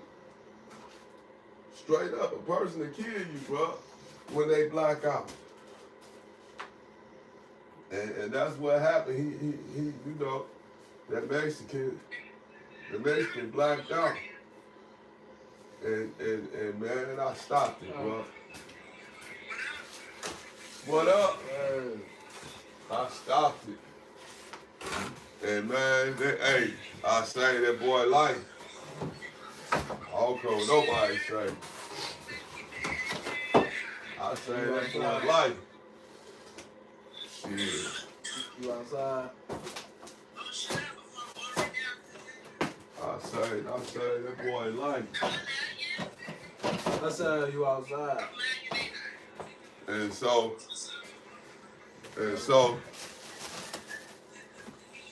he told me thank you. Told me good looking out, man. Next thing you know, me and the Mexicans, they quit talking to me. But we was still, you know, we still nodded and shit like that, but that dude was happy, boy, because that dude was finna fuck him up. Excuse my language, he was finna hurt him. He got over the top of him, he was finna haul him out. I'm talking about he was knocked out, so dude was just gonna do whatever he wanted to. And he was gonna do it, cause he straight up, after he knocked him out, bro, when he hit the ground, and I seen his head hit the ground, and I seen him catch himself, it was like TV. He did some stuff like on wrestling and took his time and put one leg over his shoulders and stuff and got down on him. Straight up, that's how he did him. And I got right in front, I said, that's it, man. And he looked me in my face and gave me a hard stare and I gave it back to him. I said, that's it. And he got up and he walked off. You know what I'm saying? Yeah, he got up and he walked off, bro. Yeah, dude could have wanted to fight me. You know what I'm saying? But I probably intimidated him because at that time I was about 230. About 230, lifting weights and shit. They know who I was. I've been in the ride and all kind of shit. So they like, nah, leave that nigga alone. You know what I'm saying? Yeah, cause that's how crazy jail is, bro. I punched the dude in the level 5 facility, and it followed me all the way till I got home in a level 1. But it followed me in respect. Like, man, that nigga stole such and such back when we was up in such and such. You know what I'm saying? They said, still talking about this shit 8 years later. You know what I'm saying? The dude's looking like, okay. They ain't gotta see you put in work because they know you seen them motherfuckers put in work. And you like, shit, I seen this work. So you ain't gotta prove yourself. Yeah. And the best way to do it is just do it on your own. Have your own problem and take care of it one time. Have your own problem. Don't have no problem with no groups, like over no gangs, because now y'all, this is going to be bigger than that. It don't stop. You know what I'm saying? But if you just some one-on-one, you thought I was, you know what I'm saying? And then you cool. That nigga get down. That's how they going to be taught. That's what run prison, bro. That type of behavior run prison. Okay. Yeah. And if you ain't on that, just get out the way. Cause if you in the way just walking, a motherfucker gonna, excuse me, a person gonna be like, get your ass out my way. And you like, man, what the hell? What's wrong with that? If you don't do something about it, then you fucked up. Niggas gonna be like, hey, that old crazy, you know that crazy nigga Chris, he pushed that nigga, told that nigga, get the fuck out the way. And pushed him out, that nigga ain't did shit. Oh, then you let crazy Chris push you over. And they start, you know what I'm saying? I ain't lying, dog. And then you don't do nothing about it. You let crazy Chris, and crazy Chris do that stuff on purpose. Because he know they gonna start. So all this work together. You know what I'm saying? Yeah, because they know, and he's so stupid.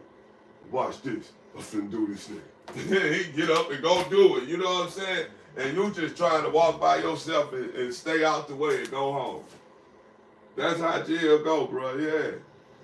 And you know, it be just like on the movie when you see people getting singled out on them jail movies. Yeah. All you gotta do though, bro, is fight back. It don't matter if you lose, if you win. Every time somebody jump on you, fight and fight hard. They ain't gonna be like, man, leave that nigga crazy. That nigga grab my eyes. You know what I'm saying? And say something like that, like, he grabbed my eyes, man. He grabbed such and such nuts. And when he did it, dude went down, it worked. You know what I'm saying? He messed such, yeah, you got it, yeah. But they whooped his ass. You know, something that's gonna come with it. But I guarantee you, they gonna respect it. Like, hey, that little nigga go. You know what I'm saying? That nigga go. Cause you got some straight sillies in there, bro. Then you got dudes in there that's warm. We come off the street, you for the tracks. I'm from whoever they beefing with. You know what I'm saying? Delmar, stuff like that, man. That was going on in that mother.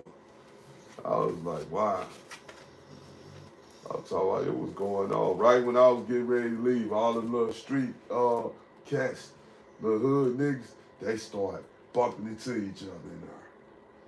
You know what I'm saying? And they was, yeah, as soon as I was finna leave, they started bumping into each other. So I don't know what happened after I left.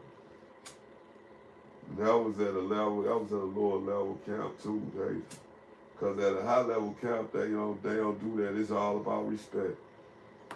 And as long as you got respect, the games in there get played. If you deal with games in the level 5, it's always gonna be when the door closed to the cell, because you gonna be in there with me you don't know. You know what I'm saying? You ain't never met him ever. Y'all gotta live together. He got 50 years. How you think you gonna get along with him? He gonna have to be a humble dude. Cause for 50 years, he gotta get up and do this stuff. And he only done did 13. Or something like that. Man, come on, man. He ain't got, hey, but when they close that door, y'all got years in here together to wait to see him try his BS. Cause y'all two men. You don't want to touch your stuff, and you ain't gonna touch his stuff. But he might want to touch your stuff. And that you see when you come in, he moved it. And you like, hey man, did you move my arm? Oh yeah, I just set it over there, dog. I just got it over there. You like, okay.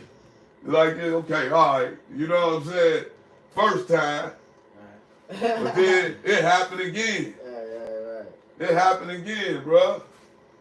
Oh, I was cleaning up. And I hit the floor. But your shoes was right here. And he ended up putting them over there up against the wall. You got them from right here while you was cleaning up. Put them back right there. But he can take them and move them over there. Listen, that's a game in jail, bro. If you don't do nothing about it, he gonna run all your shit there. Yeah, he gonna run all your shit. And it's gonna push you to where you gotta do something to him now. Cause you gotta take your stuff back. Or you gotta be known to walk out there and niggas like, hey, he taking all dude shit now. You know what I'm saying? It's real. And then looking at you, letting you know like, dang, he taking all that nigga shit. So now you niggas looking at you like, damn, everybody know this nigga here playing. And you gotta do something, bro. But you just came to jail for whatever you did on the street, and I'm finna go back home real quick. But they put you here with this crazy motherfucker. Man, that shit be crazy, boy. I'm telling you, then when you doing years of it, it's different from going and coming and going back home. When you stand there for 10 years, no, this a long time, bro. This a long time. And them dudes come out 2 hours a day if the staff is fully staffed. If staff short, they don't give them their 2 hours. They come out about 45 minutes. Lockdown, go back in, excuse my language. And they be doing this, you got 30 years of this, man. It don't change, bro. The same thing every day, it don't change. You know how you wake up today, you go to McDonald's. Tomorrow you say, I'm gonna cook at the crib. Then you might go to Popeyes. In there, you can't go, you going to the child hall. Or you go stay in your cell and eat canteen and be one of them dudes who don't eat the child hall food. That make you heavy in there. And I ain't eating a lot of child hall food, I ain't gonna lie. Cause what they feed you, you ain't gonna eat that. You know what I'm saying? You ain't gonna eat that, bro. You gonna look at that tray come, you gonna go, what the hell is that? It's chicken cacciatore. Now you looking at that, all the meat is used for the same, I got the same taste. They give you a meatloaf, it's the same as the hamburger. It just got a different shape to it.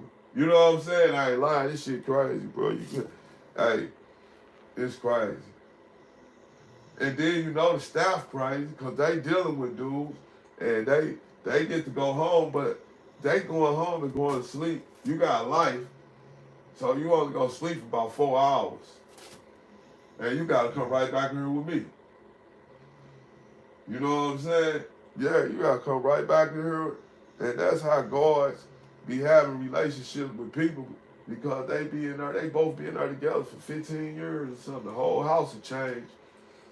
But that dude have been there with him, and that guard, they been there together for 15 years. You know what I mean? So he got all the special jobs. And you know, he back there eating hamburgers and shit. Dude bringing them stuff in there feeding them.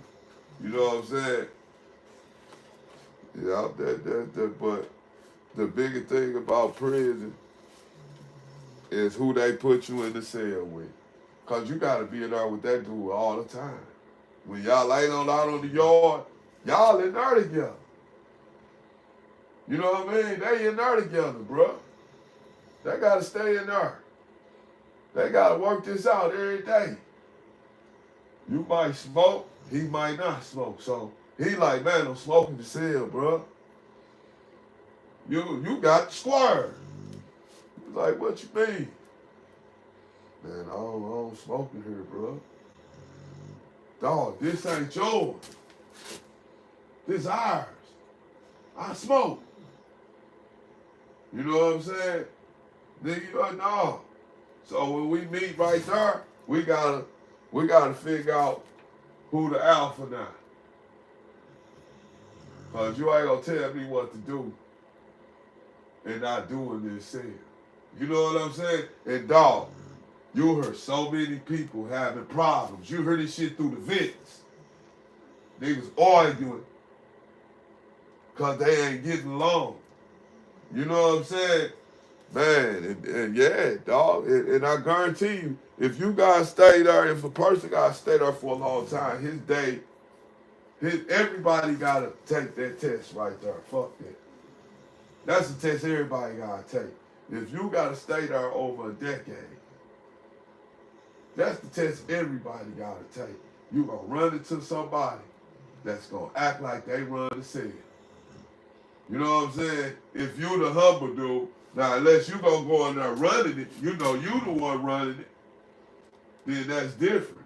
You know what I'm saying?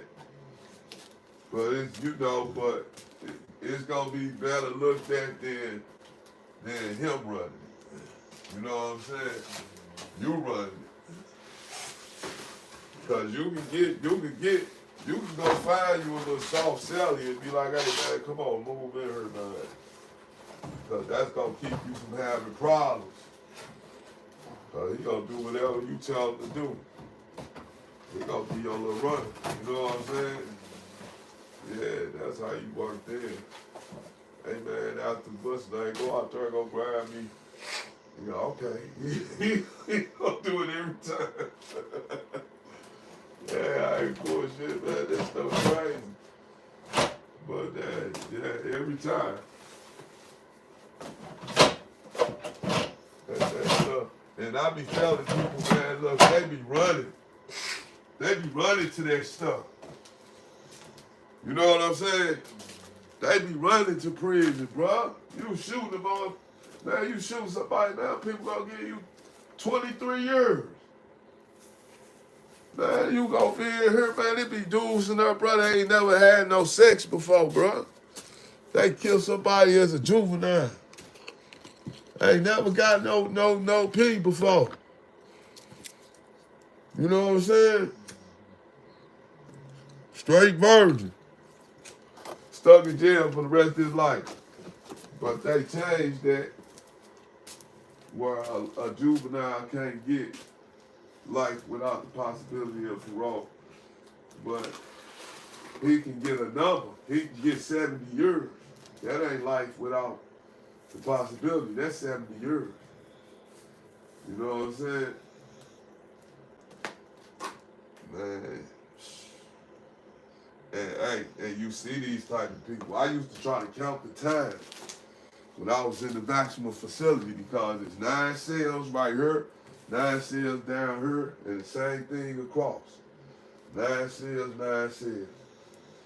And I used to try to count the time from everybody in there, and you couldn't count it because he got life without, he got 300 years, he got 1,000 years, he got life without. Them life without, you can't put no number on it. It's however long they live. You feel me? 9, 10, that's bad, bro. And you in the cell with this.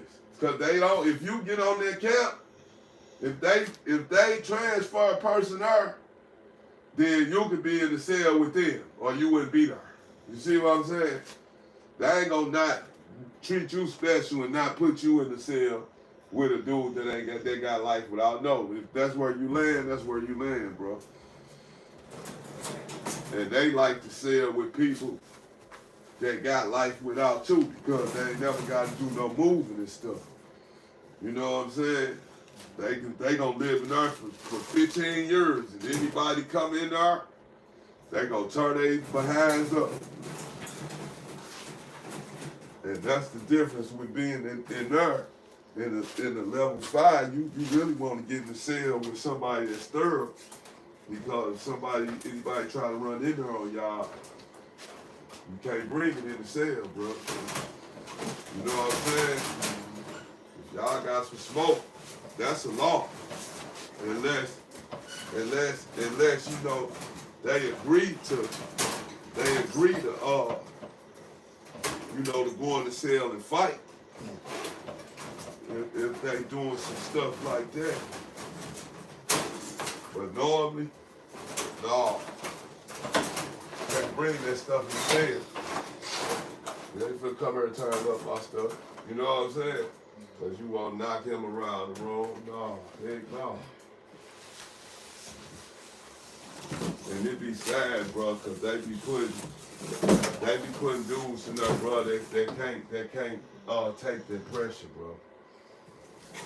It be sad, dog. The shit that be happening to some of them little dudes, that shit ain't no joke. They coming out, man, hey. It be bad, bro. You see them coming out holding hands. One dude sat at the table with us one day and was like, he told him my partner was cool. And he said, told my partner, he said, man, I gotta get out the cell with that nigga. He said, why, what's up? He said, man, I'm falling in love with him. He said he was falling in love with him. Hey, he was like, man, he light skinned. That nigga was light skinned, he had that good hair, he was young too, bro. This is a real story too. I ain't playing. I don't know whatever happened after that.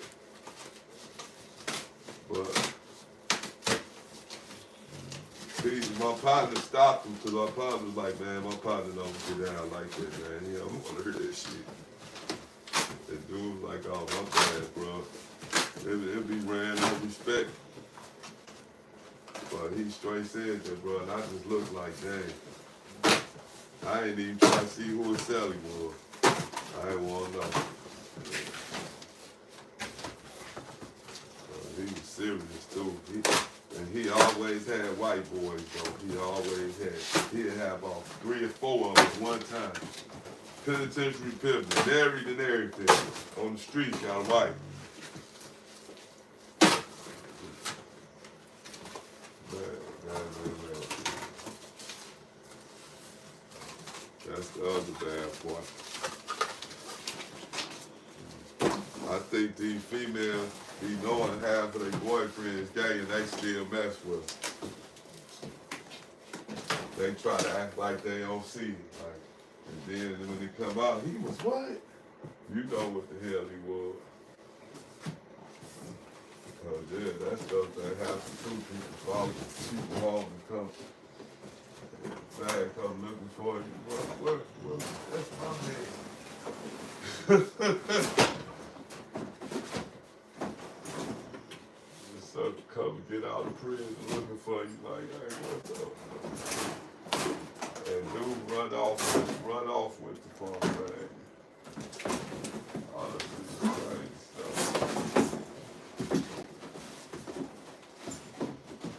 Nigga married.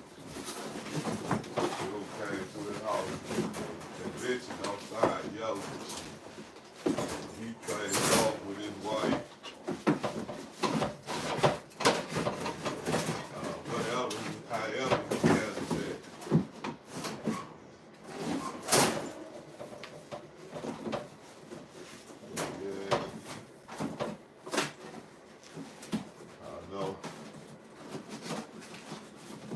After long,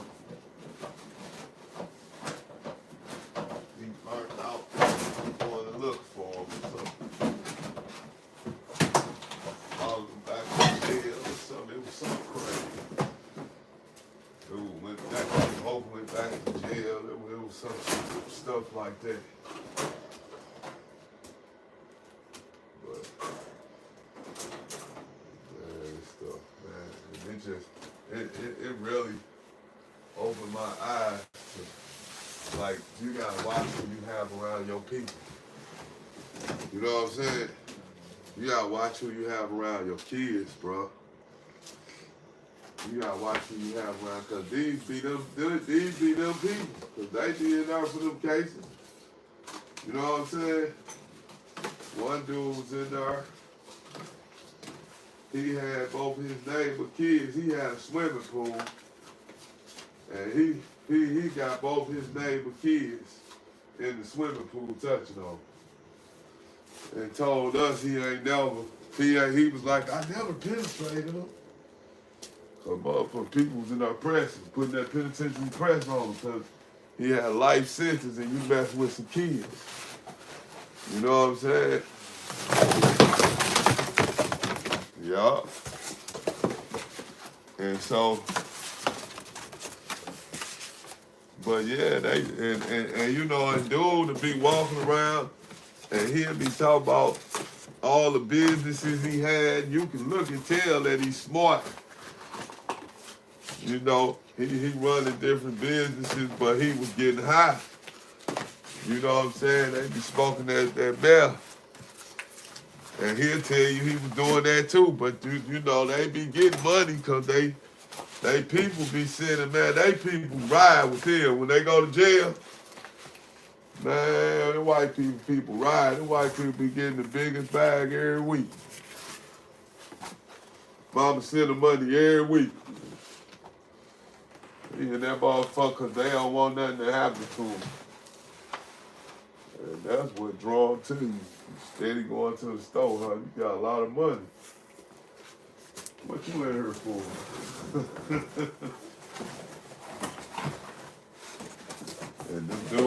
Just like one dude, my corn partner, he told me he was in there for murder.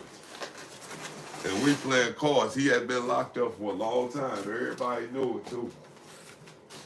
And we took his word because he was cool. You know what I'm saying? And man, he got transferred. And when he got transferred, somebody that was down there with me was like, man, I seen dude.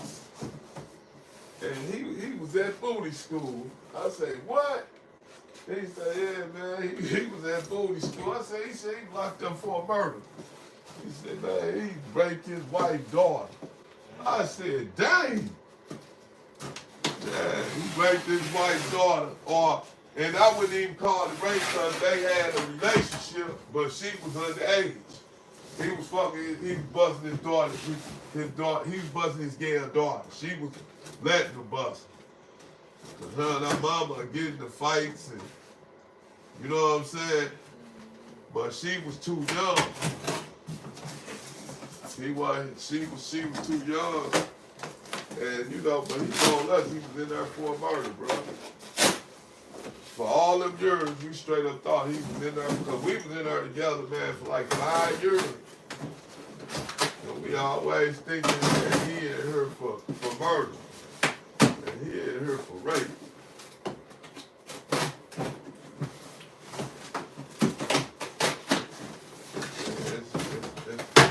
And it ain't nowhere. It ain't nowhere to go. My father said, that's what he said. Man, I said, explain to me what jail would be like in 1 or 2 words. He said, insane asylum. I said, damn, that was a hell of a word to use, wasn't it, man? He said, insane asylum, bro. And I just said, wow. Man, that's crazy. What's his name has a nerve to wave with me. Who was that? Oh, little buddy. Yeah, he done waved at me a couple times and I always act like I'm saying Yeah, no, you ought to go tell that nigga, that's what I said, man. Cause I told him, I said, man, no, man. I said, Roy, no. I said, nah, man. I said, dog, he be posting this shit.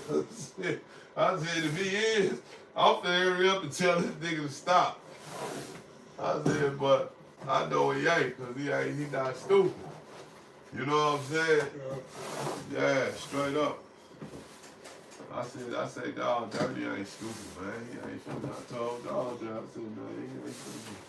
Boy, that motherfucker posted. Yeah, he go. Man, He said I won't come back.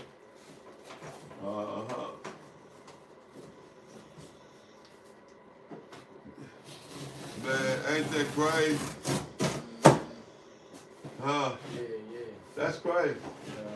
That a person to give up on you that quick. Yeah. That then be wrong, it's all outdoors. If be wrong, it's all outdoors. You ain't got nothing better to do with your life.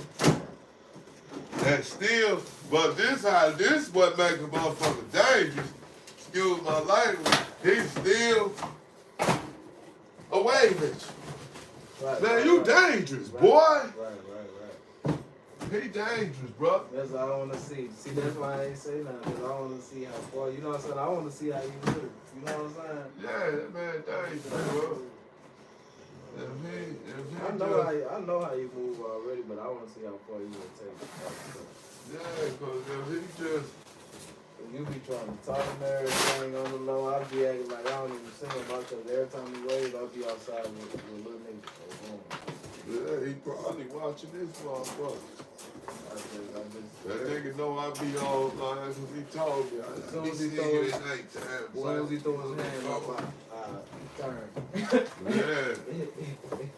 Hey, but you know motherfucker gonna be alright cause shit, his big homie ain't do right. I just keep my business. You heard me? Everybody talk about, you know, this and that's gonna happen and this and that. No, it ain't, cause his big homie told him. So he good. He free, dude told me. You know what I'm saying? Man, he free, bro. Ain't nobody finna do shit to that dude. And he know that. And I would never be worried about it if, because that's who's supposed to be held. That's who want me. And you can't do it and I can't. You know what I'm saying? Yeah, man. But then, but they said him and his, he was saying he was fucking with his brother though, so them two, he still could be. Cause dude and his brother don't get along. Dude don't, you know, that dude T and Beach don't get along. No. No, they still fuck up. They still don't fuck with each other. And I know that for sure. Yeah, I know about that, so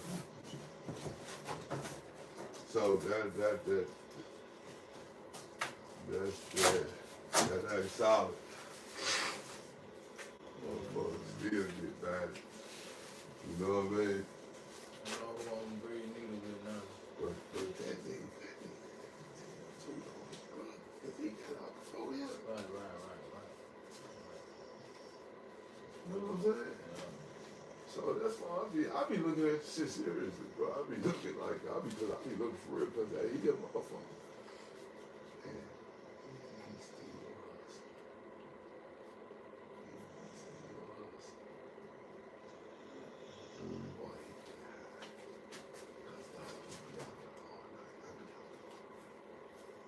out like that. You calling me still be outside? Remember I told you, he told me I was in the morning. Yeah, because the way he kind of said it out loud, because I tried to send somebody it was else. like he was trying to say, you know, and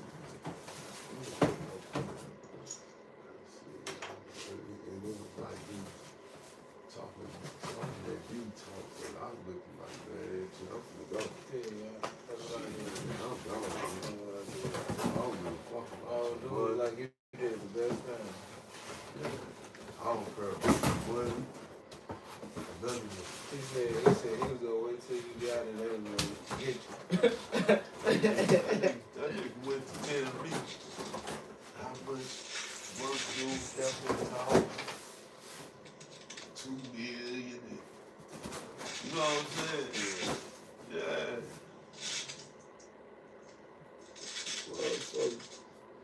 Motherfucker. What you tell it? And I just said, wow. I was like, I said, hey, I gotta go, y'all. Because Kid ass started talking about it, you know, his run. And I looked at Kid like, man, what, man, quit talking about this shit around this nigga, man. I didn't say nothing to him, but you know, you don't tell nobody that. Not nobody like that, you know, still don't. I know it's over and all that, but you still just don't do it. Because when you admit something to a person, when you admit shit to something about anything, it stick with you, bro. It ain't no I used to do that. You know what I'm saying? You don't even bring up what you done did, period. Because when you bring it up, it's going to be used against you. And you ain't got to be doing nothing, and they still say you is. Still treat you like you are. You know what I mean? Straight up. And that's what I'm talking about with that. Like, man, no, man, I'm talking about none of this stuff. Yeah, let me get up, Alright, I'm talking about none of it. I don't want to know about none of it. I don't want to know about none of it. Yeah.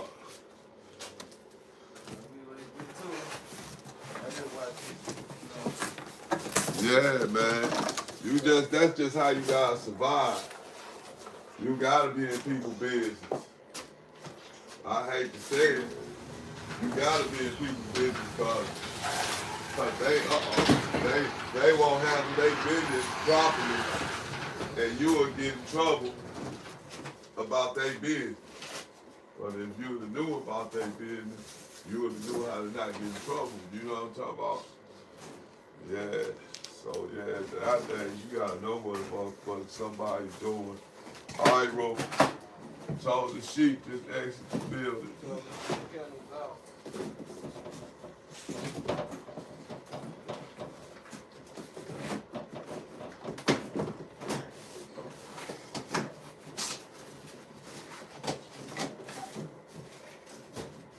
Yeah. I know they like, boy, this dude be out at nighttime. You ain't scared. Nah, I ain't doing nothing. I just meddle with my dogs. So somebody mess with me about just meddling with my dogs, then I guess it's God.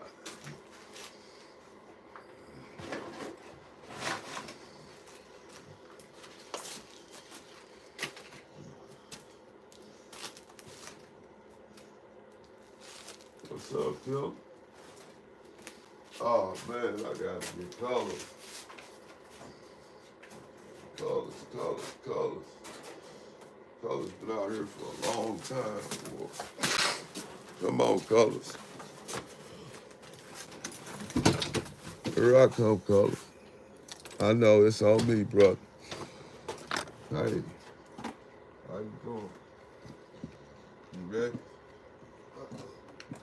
You ready? Let's go, man. Come on, man.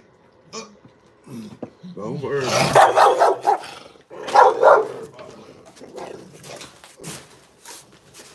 There you go. Come on. Down, boy. Come on. Good boy. Good boy. Yeah. Good boy. Yeah. Good boy. Good boy. See, all you gotta do is give your dog a good pet. I know you was out there, man. My bad, dog. Just gotta give him a good pet. You putting this weight back on too. I told you he had worms. He spread it in little 2 days too. Y'all, he getting thick. He getting thick, boy. Getting thick, boy. Getting thick, boy. You know what it is. You know what you're doing, it costs. You better stop biting me, boy. You better, hey. You better not. Come here. Shut up. Yeah. You pop. There you go. Good boy. What's up, man? What's up, man?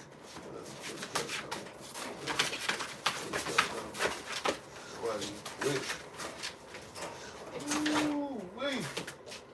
I got some danger, boy. Y'all dangerous. Danger. Danger. I got some danger, boy. Straight up. I got some danger. These two right here. And that one, and him. All of them.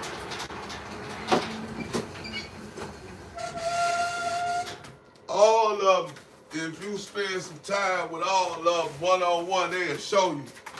They'll show you like you'll see like these dogs crazy. This dog dangerous. You will know by that. That's the only way you will know though. You'll have to spend some time with him and get to see how he run and jump and how he move and respond. How you can tell if it wasn't that and it was anger, this mother would be turn something up. You would be able to say that.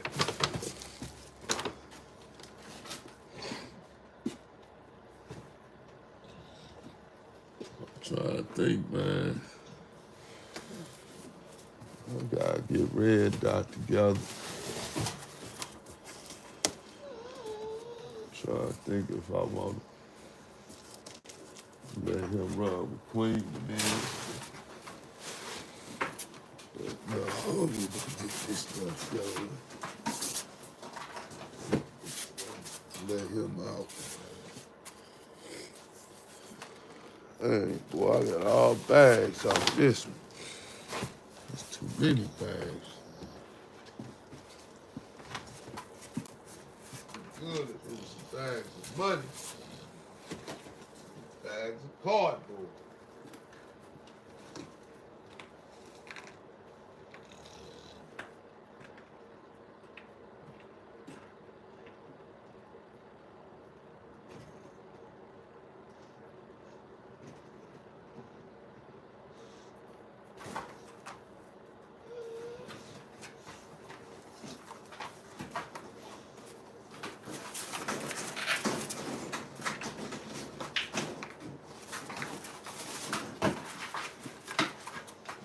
Yeah.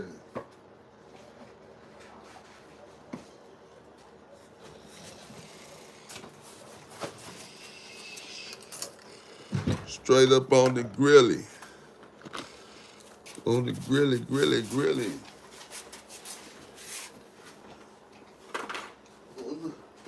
On the gram.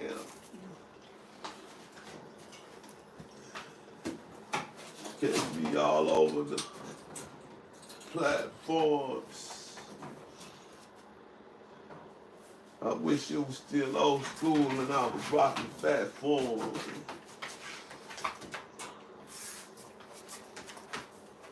Or some Sean John rocking well.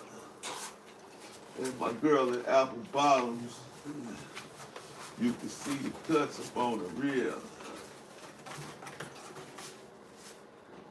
Things have changed in time. It ain't the same.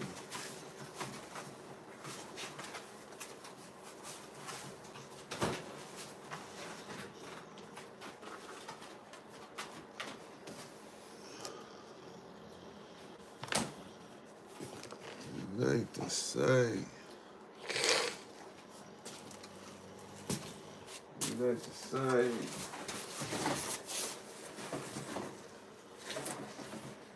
I never changed.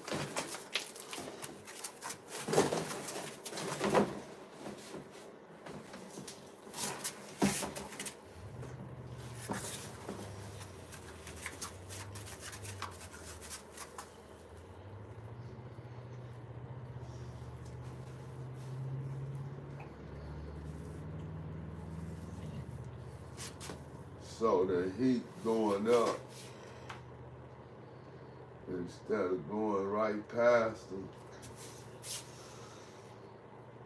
You get up under there too. Yeah, keep it warm.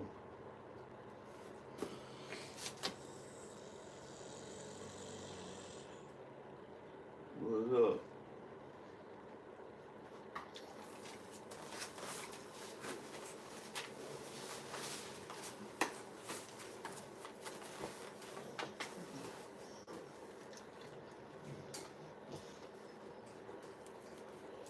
Well,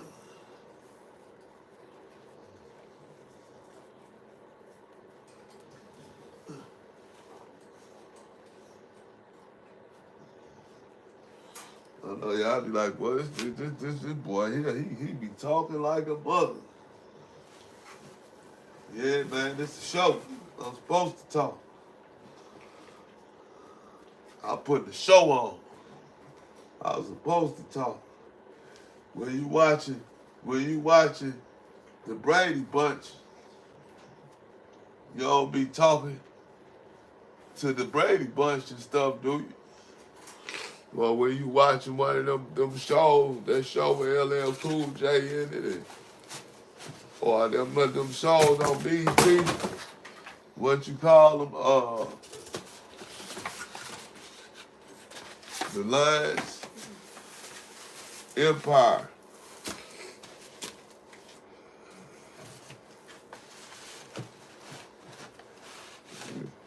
Yeah. You ain't talk back when Empire was on, cause that's a show. This is a show. I do all the talking. Y'all just gotta listen to me. I'ma tell y'all something good. I'ma tell you something right. You might want to get a pencil. You might want to get a pencil and a piece of paper. Cause you might hear me say some stuff that you need to write down. Cause hey, I'ma talk that talk. And I'ma walk that walk. So is. And I'm going to Africa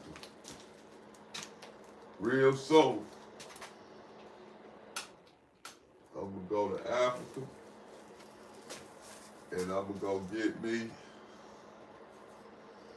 the biggest dog they got. The biggest, most muscular, the most complete, highest appraised and Boerboel they got. I'm going to get his blood. Yeah. I'm going to get his blood.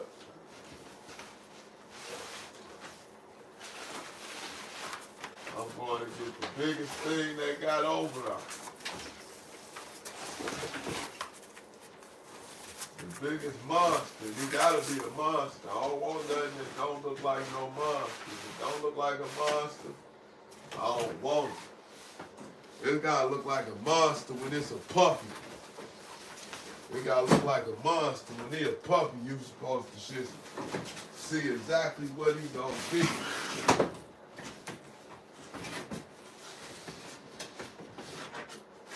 That's how Diego is, but I want something bigger than Diego that's ready. Cause Diego got it too, cause it's all about the DNA, and Diego definitely got the DNA. But it's always something bigger. You know what I mean? It's always something bigger. It's always something bigger. And that's what I want. I want a straight up. I want a straight monster for real, like a monster. No joke. I want a straight monster.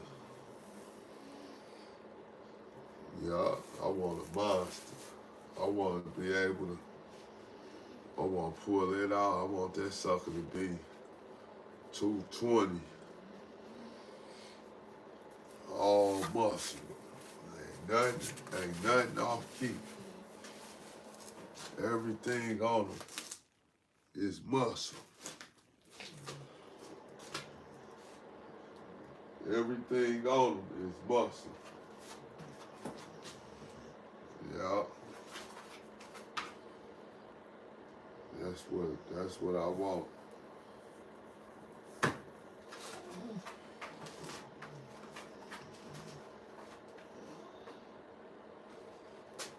Yeah, everything on him muscle.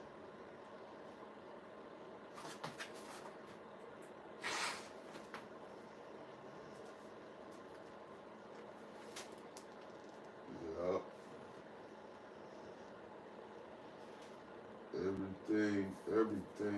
Everything. I'm talking about it. And I want the best of the best. That's all I can say. I want the best.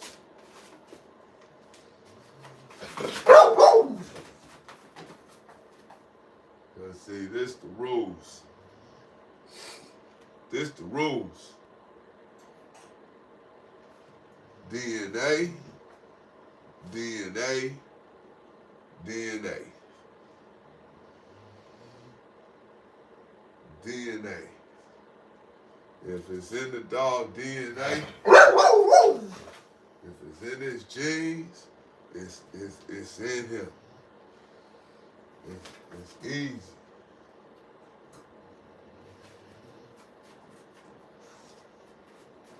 It's he,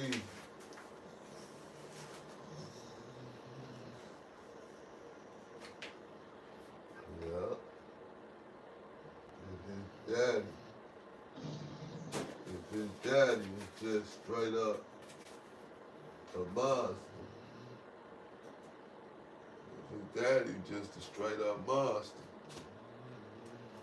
yeah, and you take her up right, yeah, and you find the ones that's just kibble raised.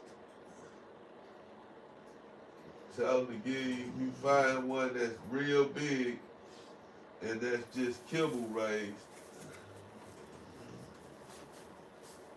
but he right. And he ain't need no extra work because it's in his DNA. So he can eat popcorn. He can eat popcorn and look like that. It's just what's in him. It's just his DNA. And so that's what I'm pushing for. But I gotta have my new crib. I gotta have my new crib before I do that. Hey man, I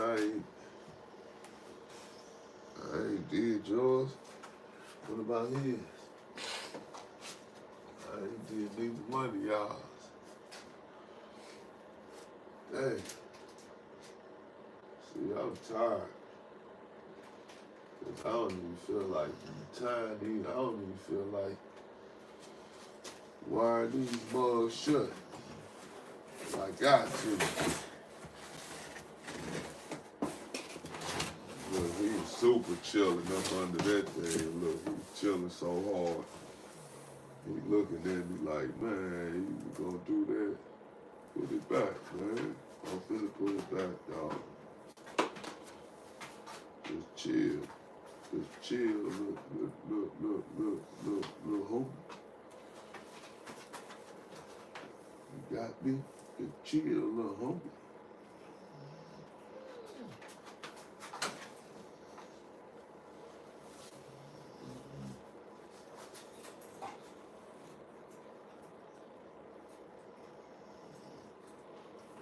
The beat goes on.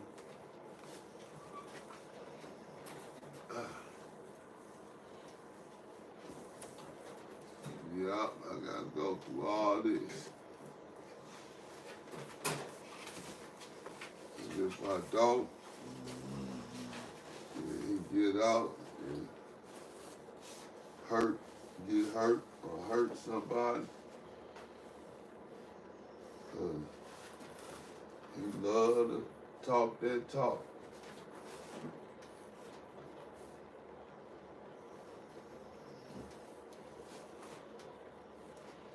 He used to run.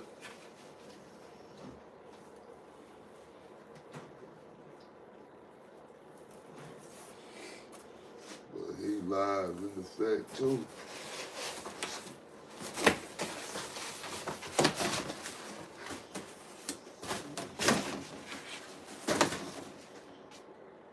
Him and Queen, both of them were small. Him and Queen both were small. Queen and sister.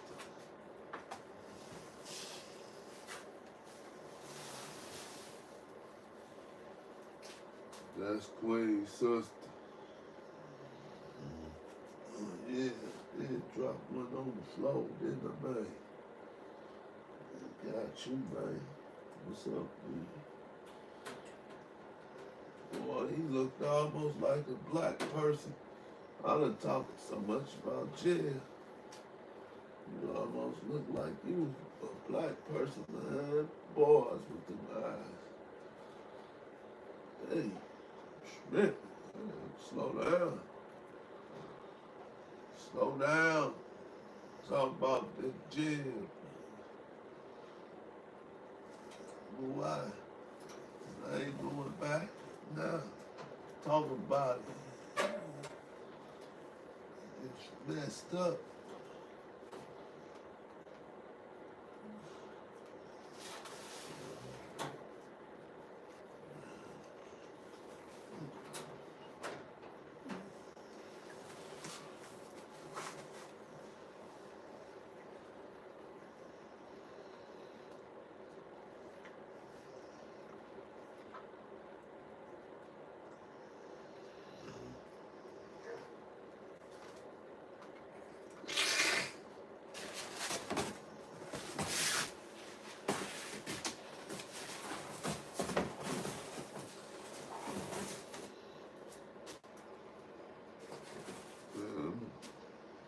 Oh, dry is all outdoors.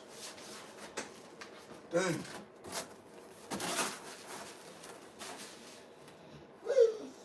What's up, cuz?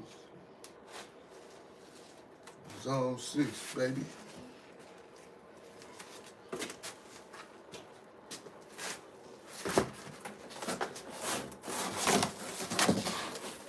Case any art coming from over that way, you can have that. Cause it's dope. Shit gave it to you.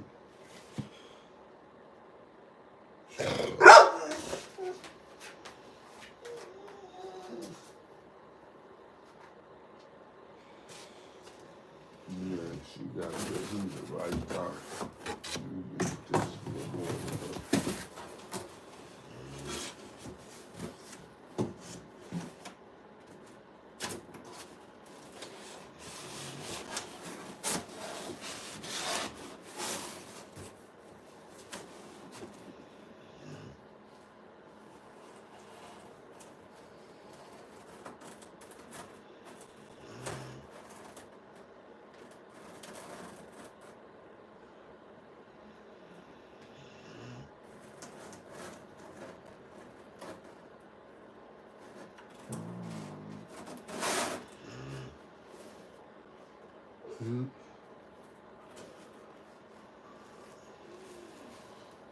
Well, everybody done got quiet, except for the doc.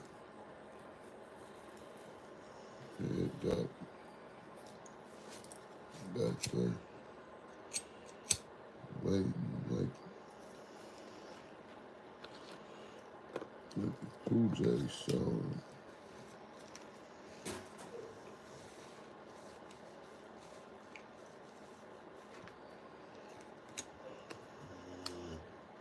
I had my ID somewhere in the world. Put it in.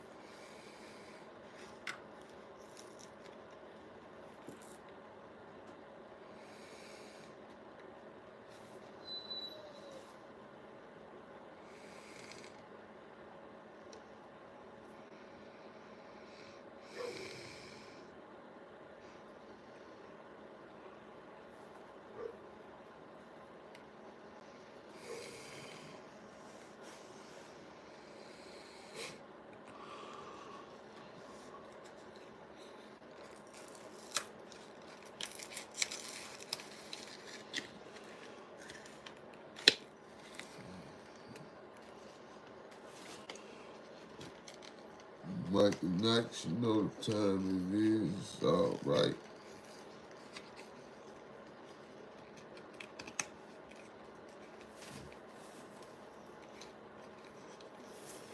I was just sitting here just in thought, just thinking.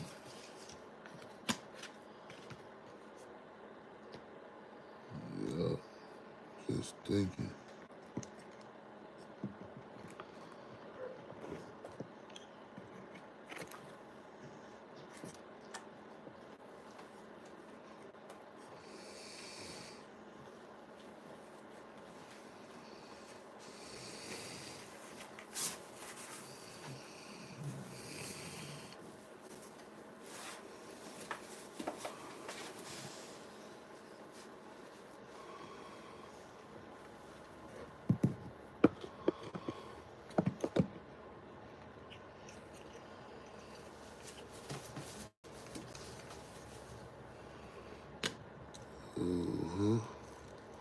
What time is it? 2:55. You ain't got nobody riding for real, huh?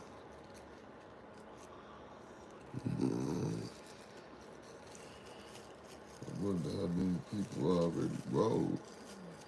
We've been rolling for a while now.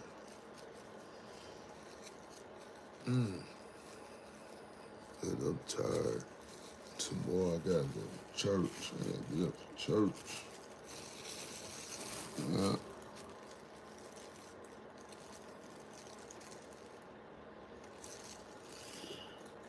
I'm gonna try.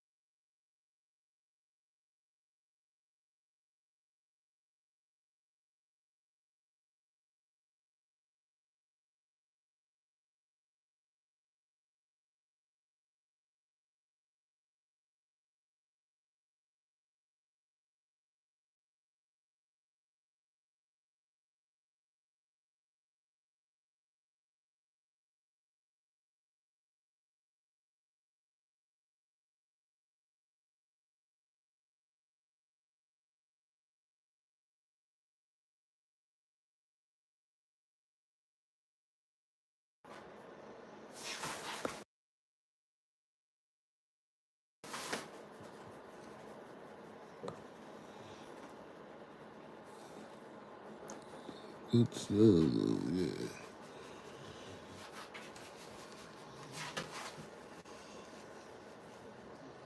What the hell? What y'all over there doing? What you doing? Huh? What are you over there doing? Little fella, I asked you a question. What's your name, boy?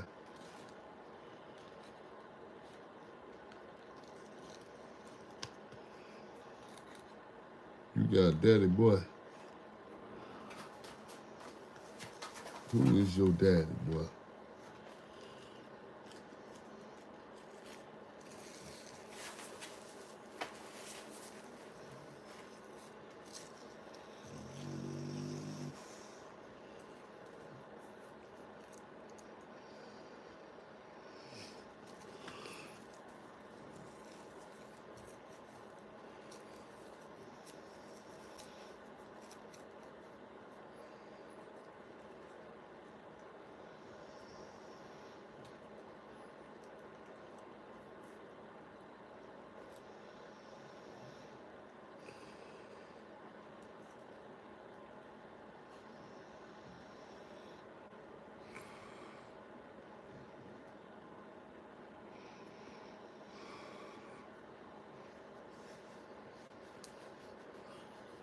Ooh.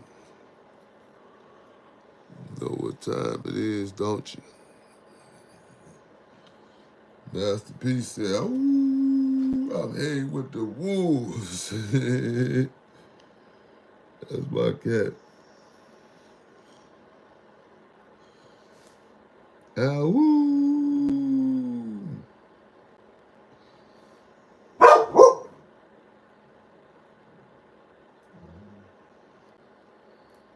We got the same initials, MP. Yeah, he's Master P. And I'm Mr. Platinum. Last name Plaus. Plaus. Plaus. So you can call me Mr. Platinum Paul.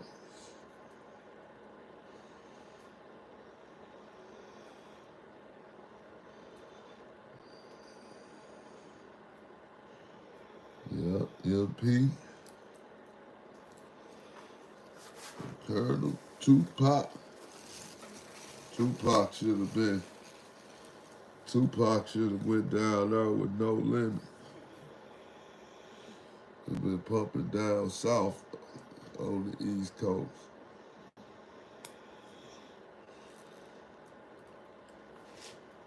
He'd have had Jay Prince and them and Bob D. And that's really who he should have went to Jay Prince.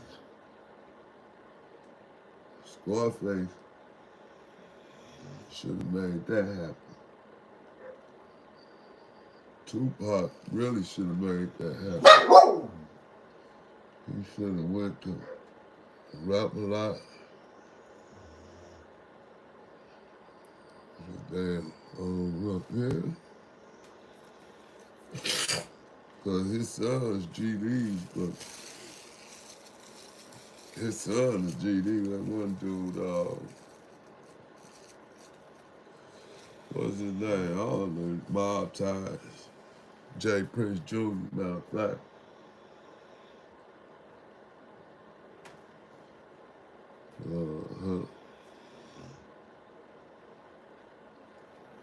Tupac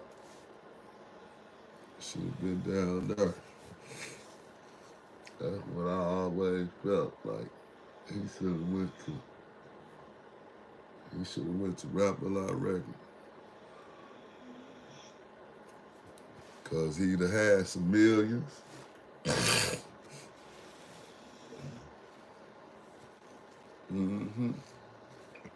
He would still have some millions, but Jay Prince would have did that for him. And he would have had his own stuff. He'd have had all his own. He'd have had his own crib. Yeah, he would have had his own car or cars. His own, Lamborghinis and Maybachs and whatever else they riding in. He would have had all that, and it would have been his. Because he would have bought so much money to Rap a Lot Records, man. It would have put Jay Prince all the way. It put him all the way in position. He had Tupac, and he wouldn't have let nobody kill Tupac. I guarantee you, Jay Prince wouldn't let nobody kill Tupac. His name wouldn't even be in the thinking of Tupac murder if Tupac was with them with Rap a Lot Records. If Tupac was with Rap a Lot Records, Jay Prince wouldn't set Tupac up to get killed. Under no, here I come, boy. Under no type of circumstances, I just don't believe that. I just don't believe that Jay Prince would have had Tupac done the way he was done on death row.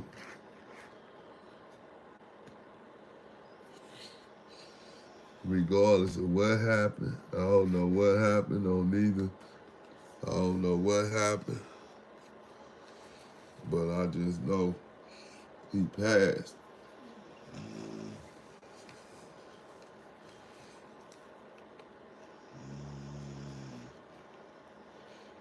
And he was in the car with Suge.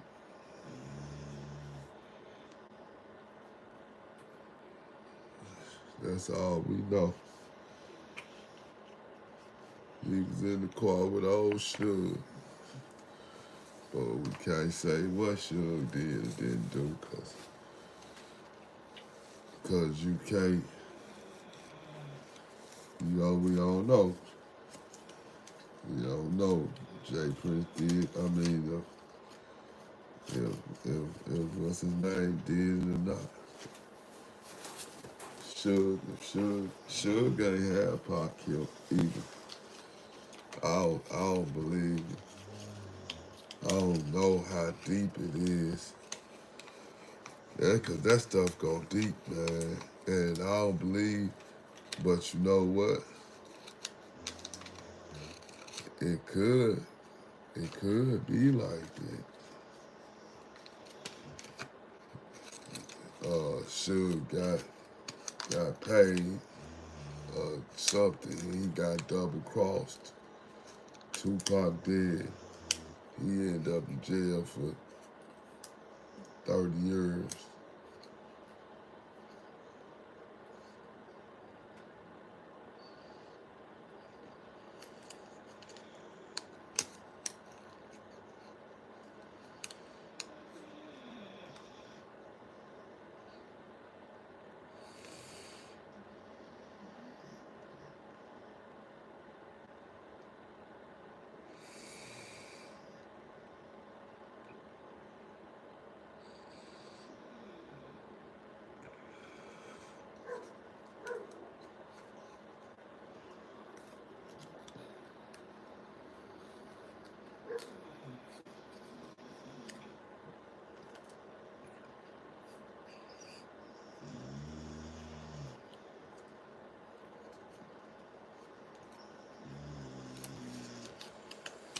Everything set, ready to go. Finna roll out.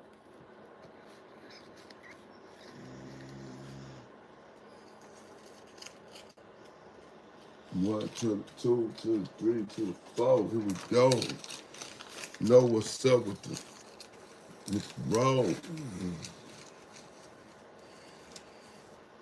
Mm, mm, mm, mm, mm, mm, mm, mm, mm, mm.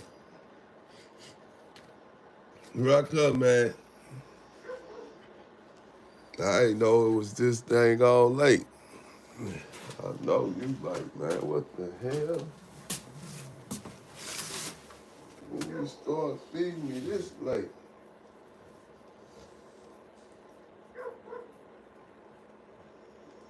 It is hell late.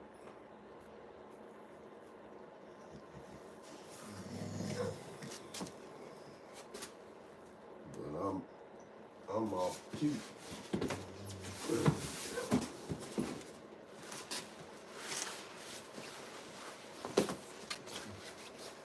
I'm the one off key right now. Cause I be doing this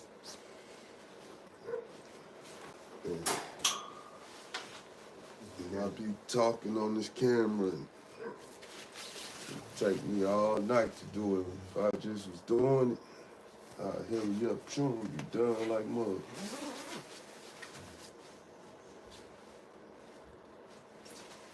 I be hanging around and yelling and yelling all about my mail. Yeah. You would die, be a hustler on busters. From the cradle to the grave.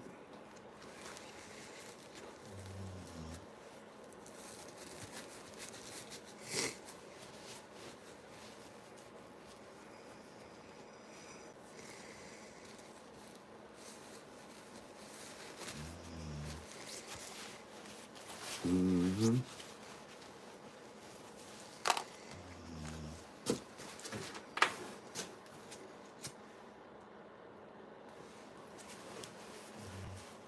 Hopefully, the water flows back up.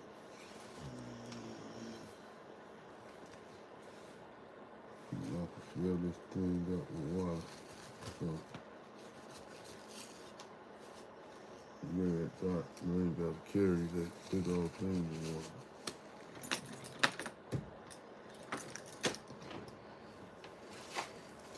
That's the whole plan. Not to carry that.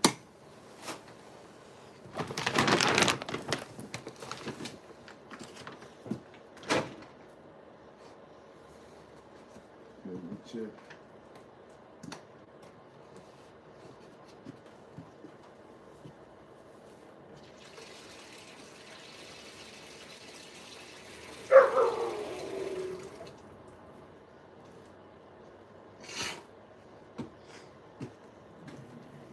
Red dot light, come over here first. Don't go in there.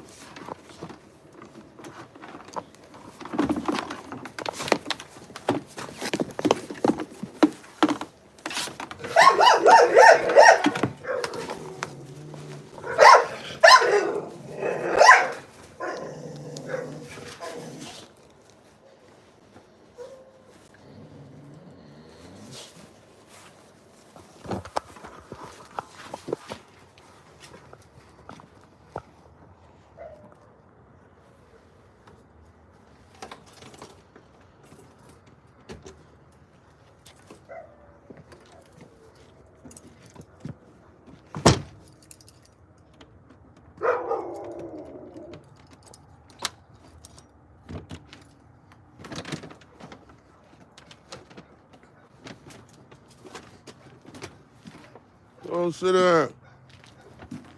Hey, shut up.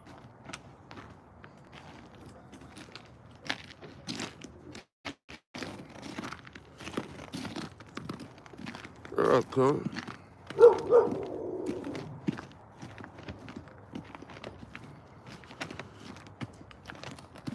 Could went got clean now.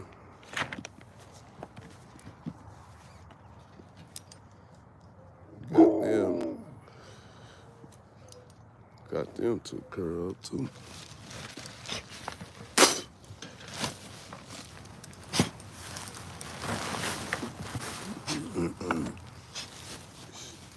Sneezing, man.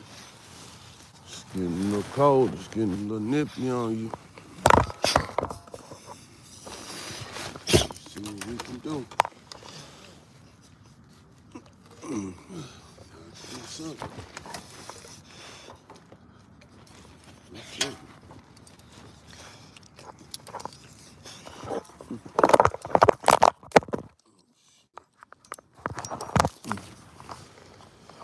Can't do that. Can't drop the phone. Can't drop the phone. Come on, man. Do your thing.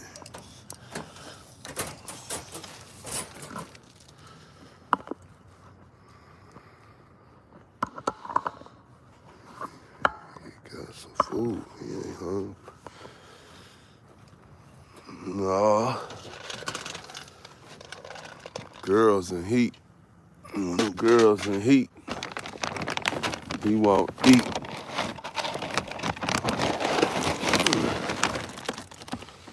When them girls in heat, sometimes he won't eat for 2 weeks.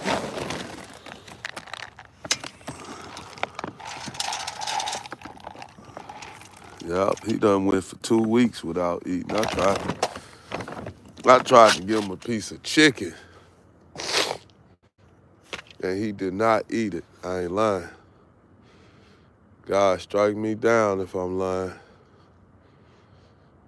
The piece of chicken was in there until it was finna go bad, and I had to take it out, throw it away. Go sit down, Diego. And wait. You next. Hold on.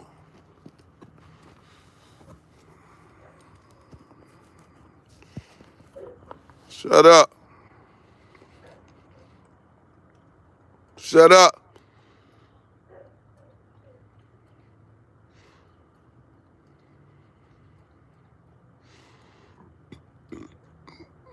Diego in there acting like a baby. Diego, go sit down. Go. Go downstairs. Get downstairs. Go.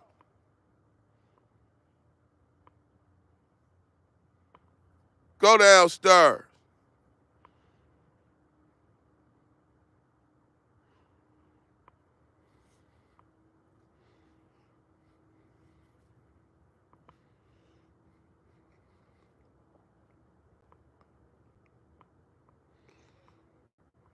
Boy, look like a werewolf.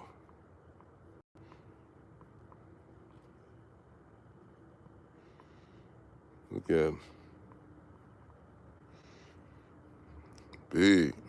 Back big. He wide, should I say. He ain't big. He ain't tall.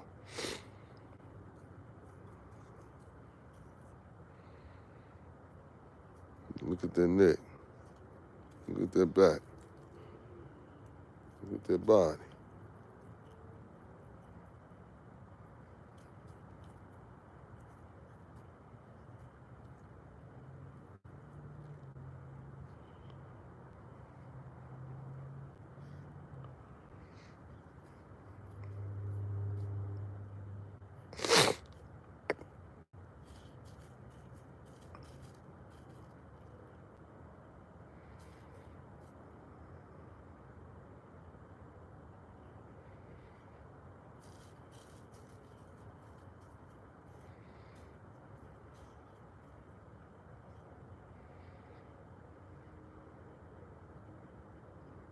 Dark Vader. Look like a cat. Hellcat.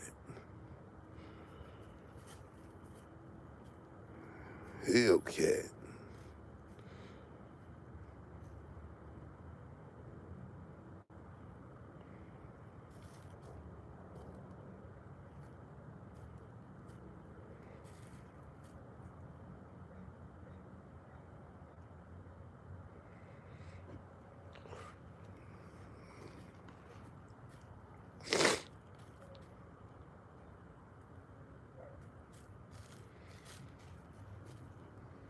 Come on, man, so we can go get the rest of these dogs and let them use the bathroom. Come on and eat. Come on. Come on. Go on and eat. Go on in there. Uh-oh. Be careful. We almost lost a bowl of food. We almost lost a bowl of food again.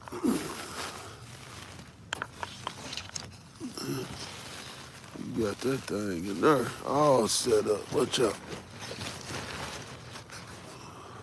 What you doing? Stop. Stop. Oh. It's a little bad. Come on, man. Go on back in there. Come on. Come on.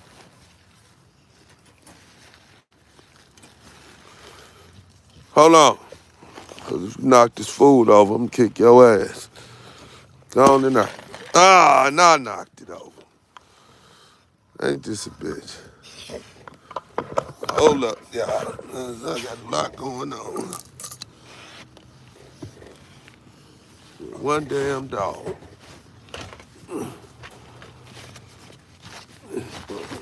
Here. Down goes Ivy.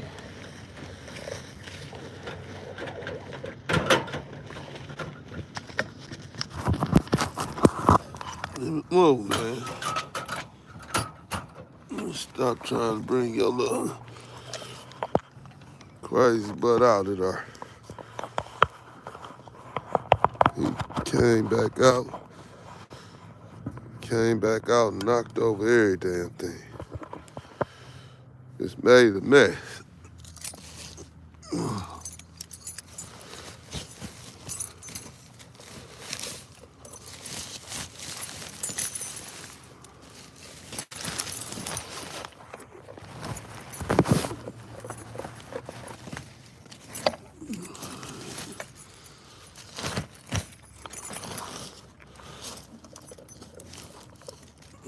Trying to make sure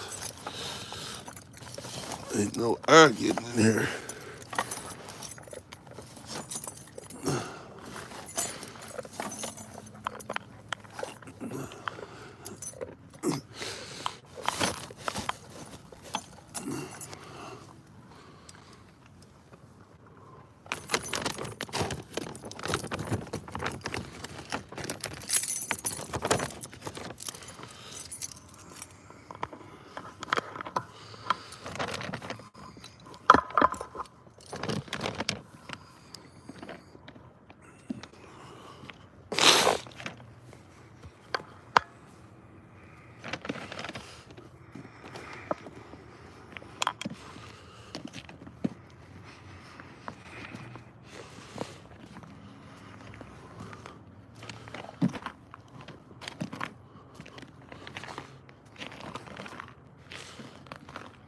Breaking their house. Breaking in their house, y'all. Watch this. I'm finna break in their house. Got the lock off.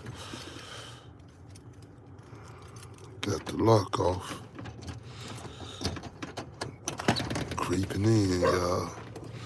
We're gonna see. Oh, shoot. Oh, shoot, the dog. Oh, shoot.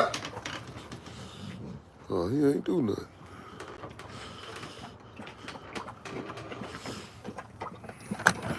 I'm going in then.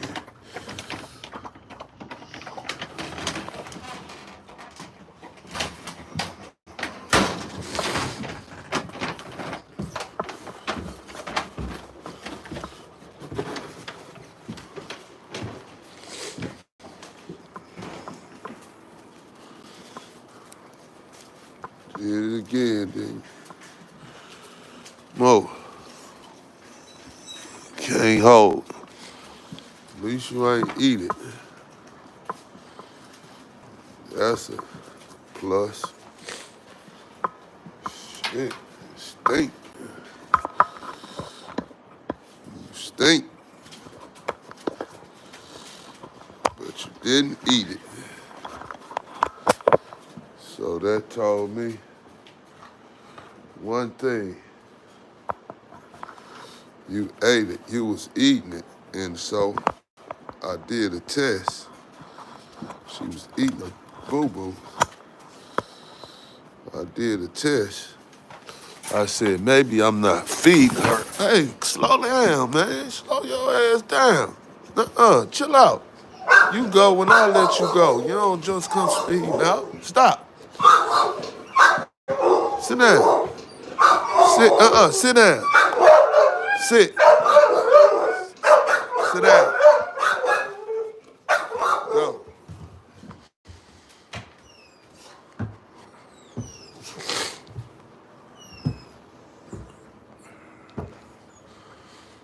Man, I'm tripping. I gotta get this damn shit back. Get this shit stupid.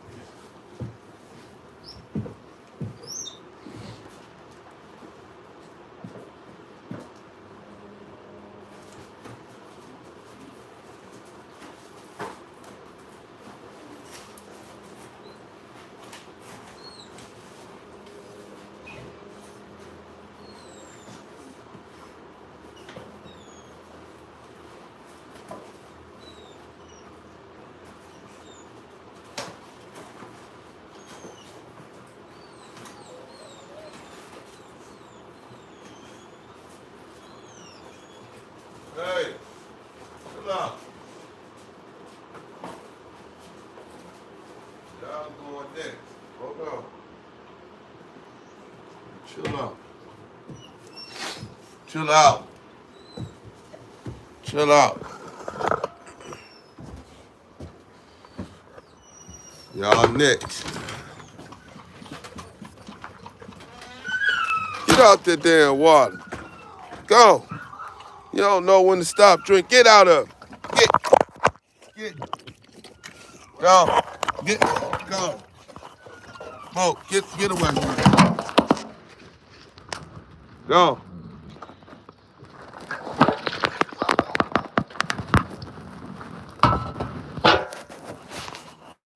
Nah, ain't no more water. She can't drink no more. Poured it out.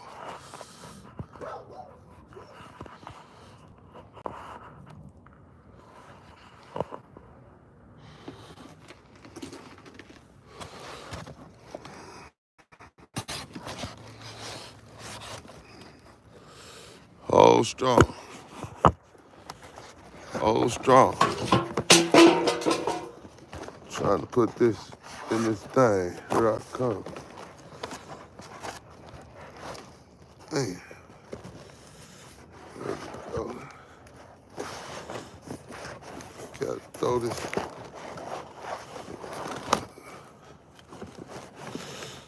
Throw this Boerboel away.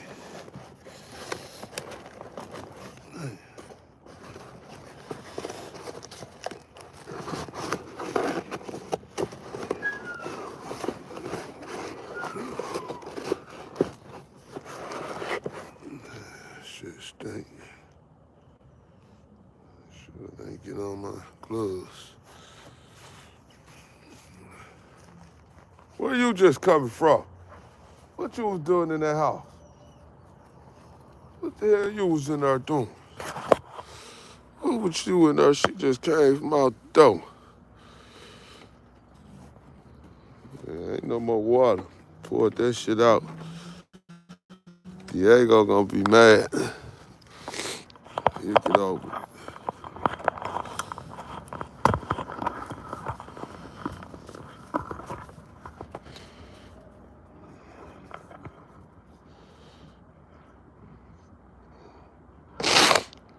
She shitted outside. Well, she shitted in the house too, so that means she just full of shit. She was gonna shit again before long. Look, she gotta look like she got ponytails. Good girl. Good potty. Good girl. Good girl. Come here. Come here, girl. Come here. Come here, girl.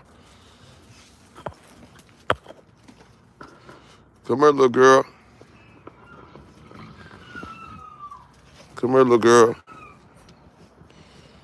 Come here, Nigel. Nah. Come here. Come here. Come here, Diego.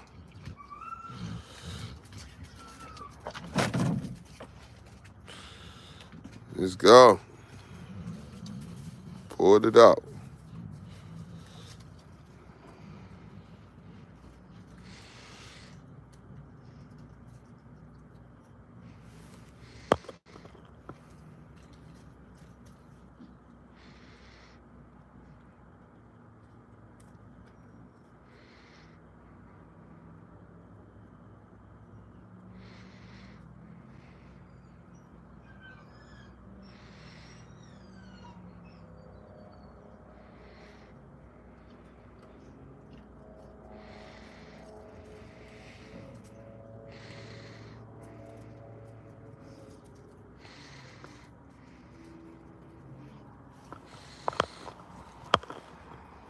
Get out of there. Come here. Come here. Nigel.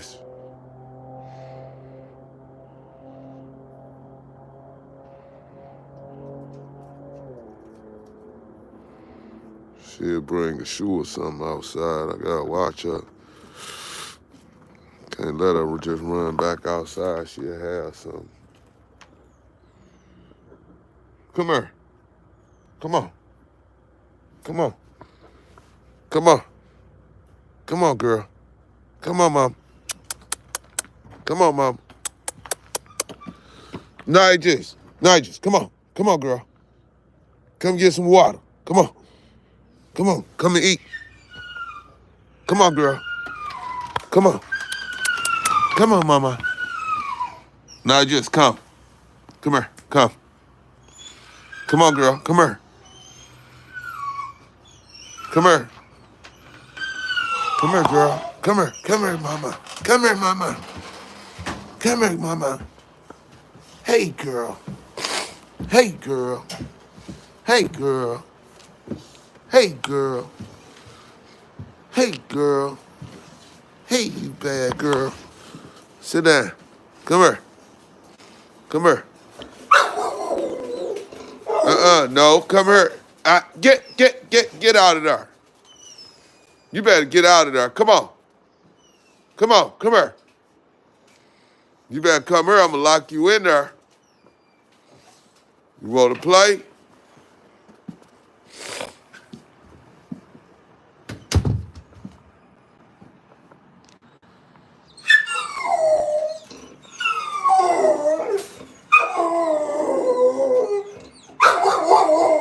Be quiet. Be quiet. Be quiet.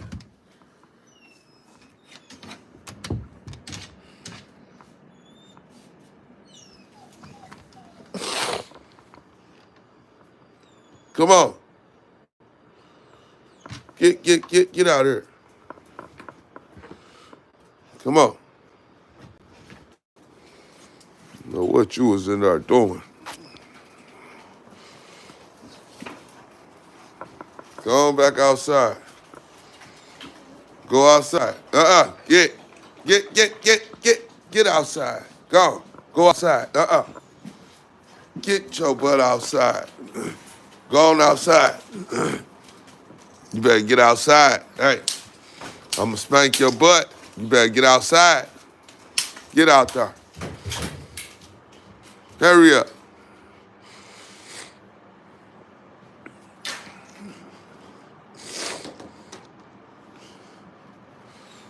See, that's called the scar stick. I be telling people, you ain't gotta whoop them. Just gotta act like you gonna whoop them.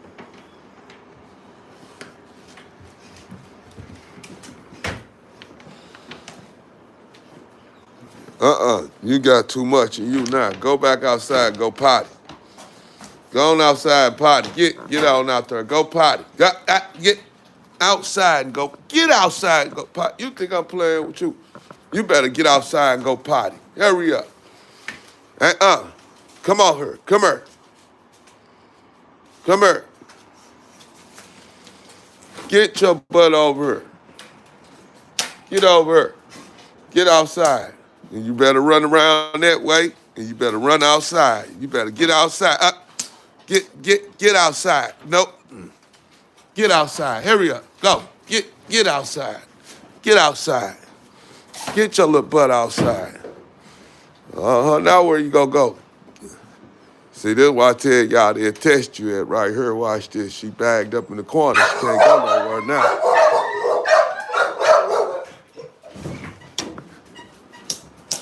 Come on here. Go on outside, girl. Come on. Outside. Go on outside. Go. Go. Go potty. Go outside.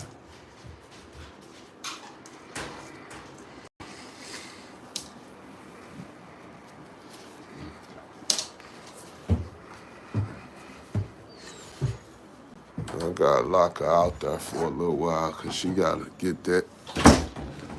She gotta get that water, all that water up off her before she come in. Cause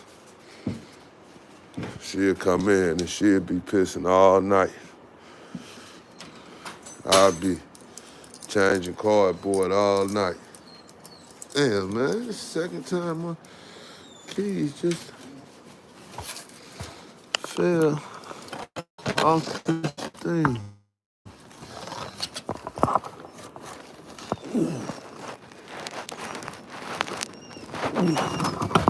Hold on. Trying to find my doggone keys. 'Cause I don't know where they fell to.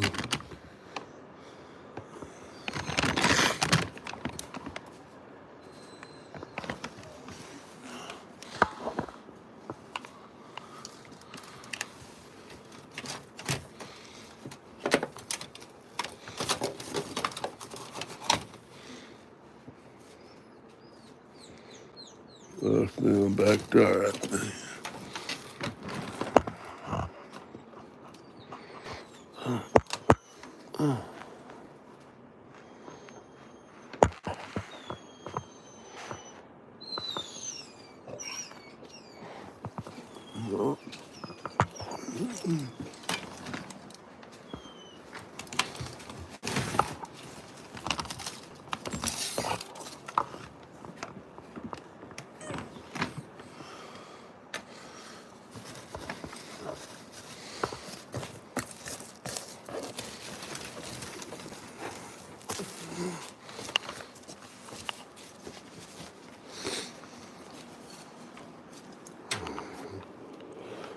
Duh.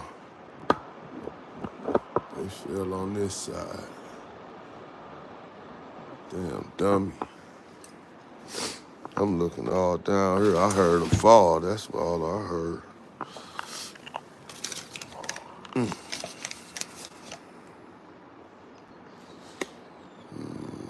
Another losing ticket. What was the numbers on here? 2096. 2096.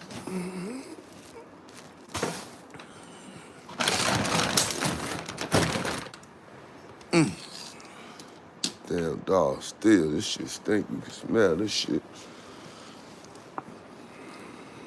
Excuse my language. That stink.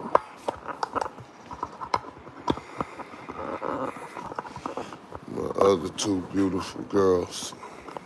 Hey, beautiful girls. Y'all minding y'all own business. Y'all ain't looking at talking to each other right now. Y'all ready to go outside? Y'all ready to go outside? No.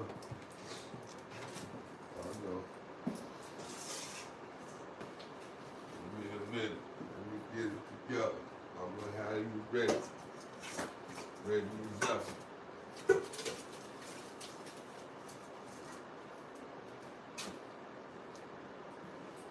You know I don't care. I just don't do that.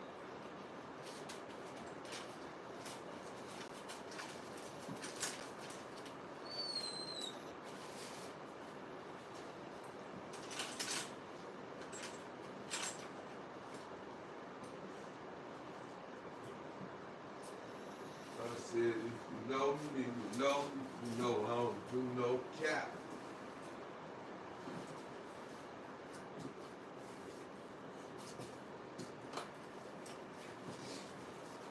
I don't do no cap. I ain't never had a rope.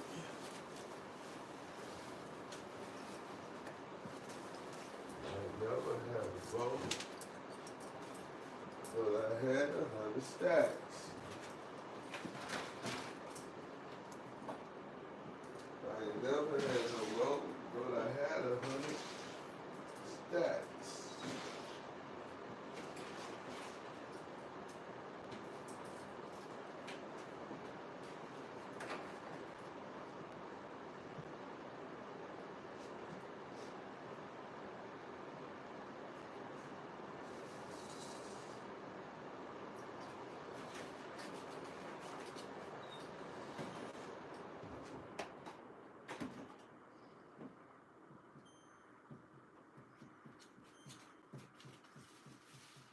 Yeah, she got the basement smelling like a junkyard. And then when she do that, when she take a dump like that, I can't turn the doggone heat off. We can't turn the heat off because it go all up through the daggone, all up through the ventilation system.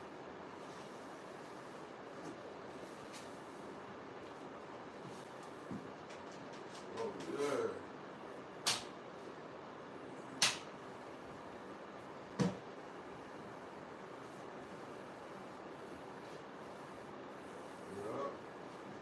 Do that, it go all the way into the whole ventilation system. enough started. That's why I know.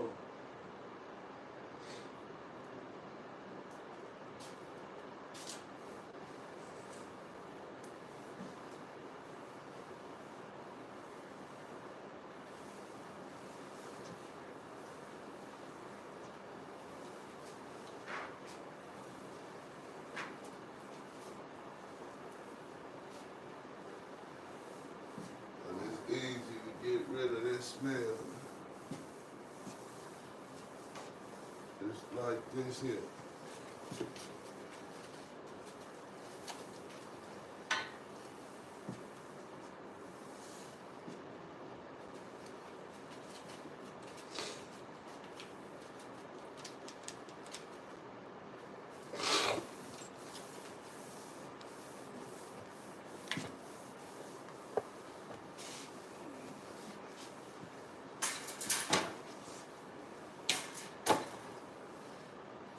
Yeah, earlier I did a discussion on the 5 animals that I know South African Boerboel will take down.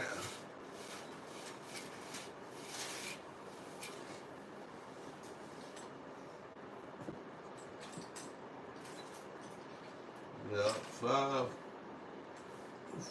animals that South African Boerboel can take down. The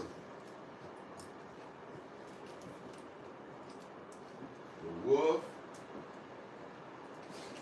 tiger, cheetah,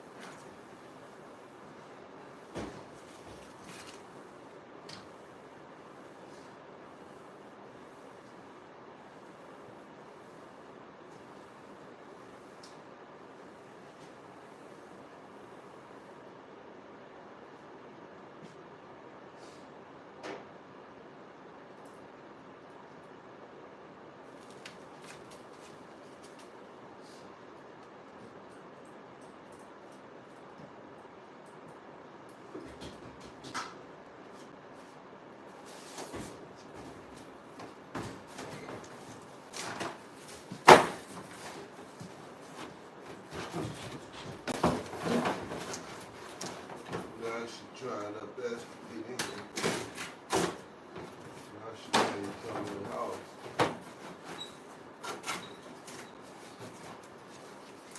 I was waiting for her to come in there.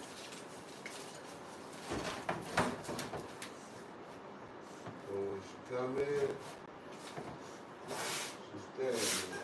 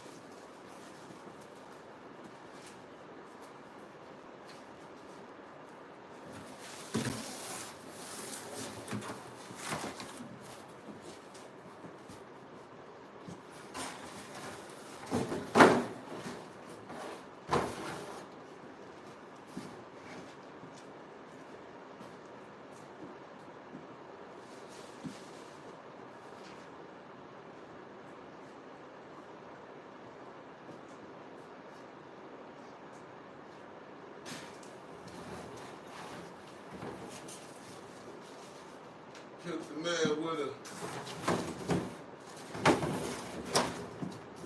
Killed the man with a.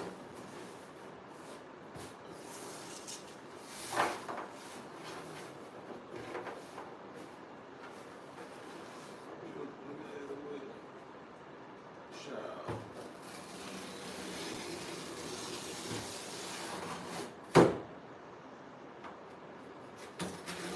Killed the man with a child hog.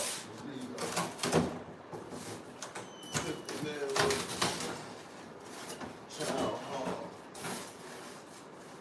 There you go. I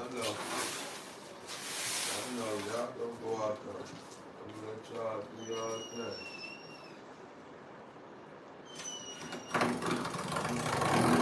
I'ma be fine. I'ma be fine. Y'all don't go out. I'ma be fine. Don't get y'all time out there.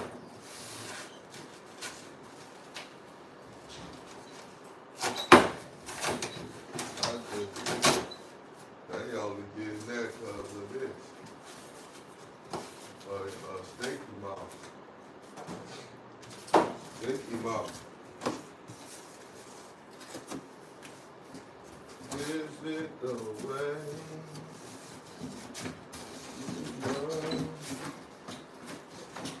you love me, baby?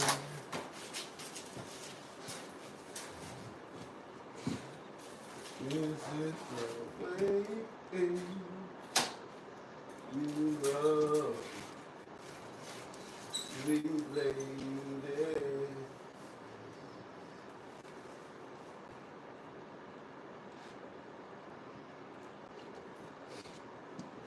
Is it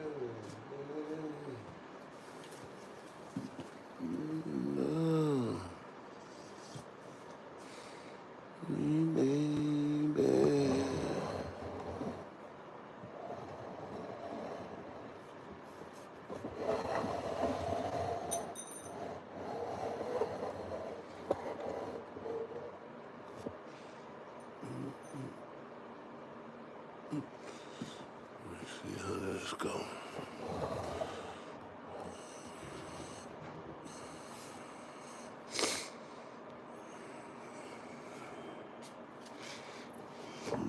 What's that?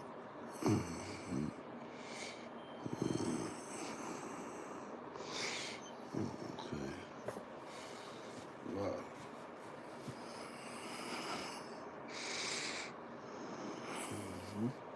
Yeah. Welcome.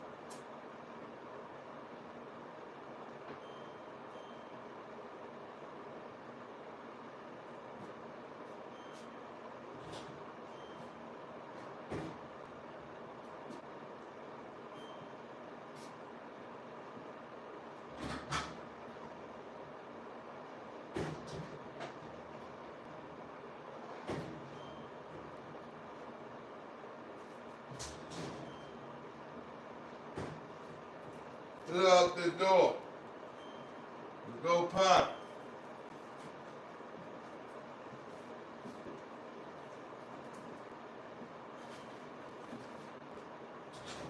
Go potty. Go potty.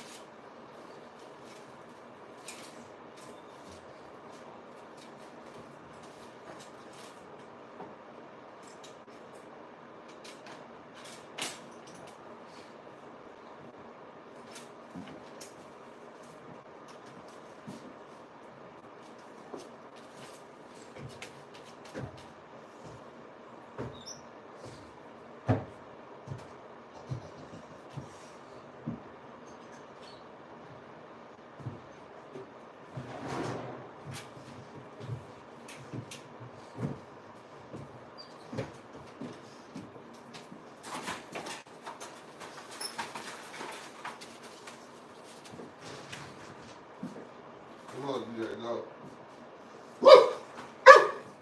Come on, come on. Shut up. Shut up. Come on, man. Come on in there. Be right back. After they come back out, after they get done. Y'all know I gotta go out there with y'all. So hold on. Hold on. Let me get this up.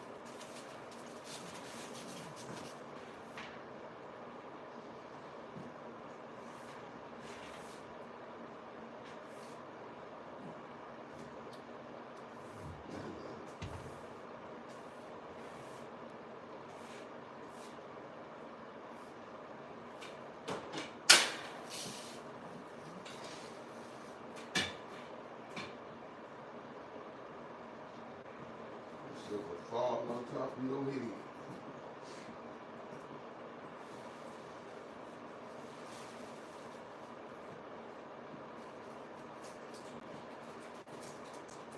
Agua.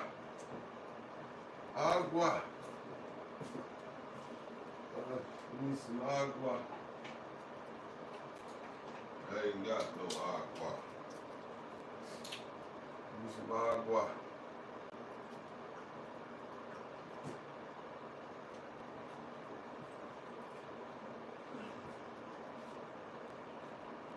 Give me some agua.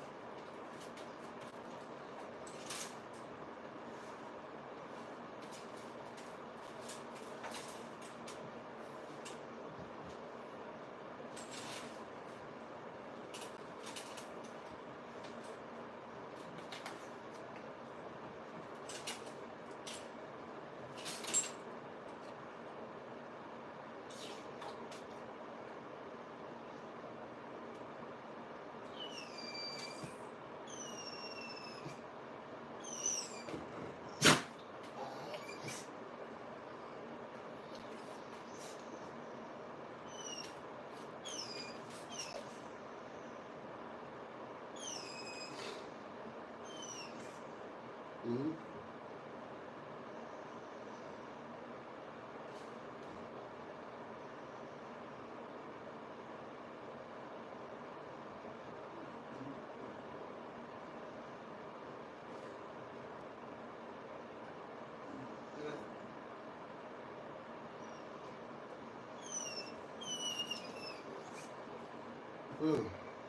Wow.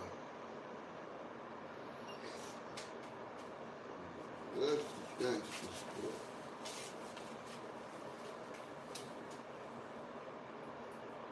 We just ain't gangster. Just leave it. Just leave it alone. We just ain't meant.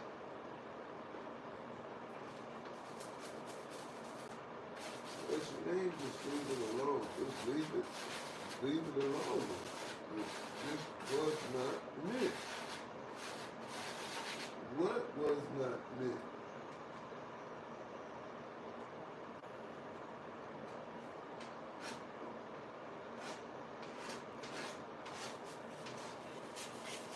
Nothing. Nothing. No worries about it. What you mean don't worry about it? Don't worry about it. Why not? Why you keep questioning me? I said don't worry about it. Why not? Because I said so. Yeah, you mean why not? Get in that bed. Put the covers on you.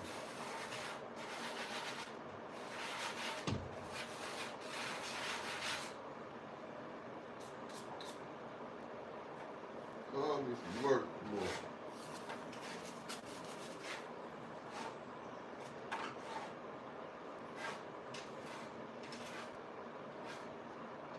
I'm gonna pick you up and we gonna, when we get up, we're gonna go to church.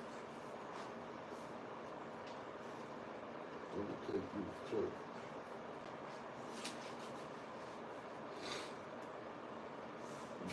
Take you to church tomorrow.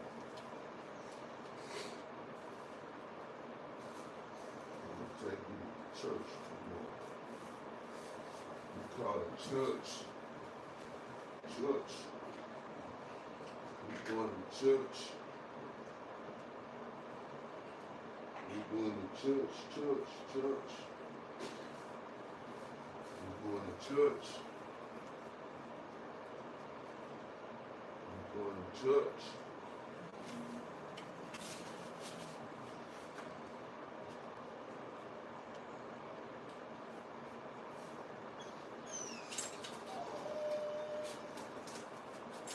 Here I come.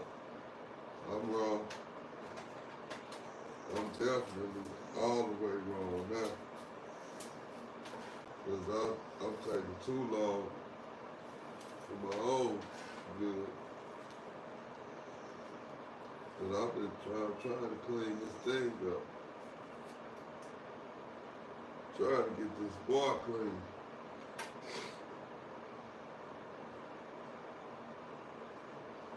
Get this bar cleaned up. Joker. This ain't no Johnny Joker. It's a real penitentiary breed polka. Polka. No color bees. No calling. No color bees. No color bees. Yo, my friend. I heard you was my friend. I heard you was my homie. I heard you was your man. Dang, what happened to your face, homie?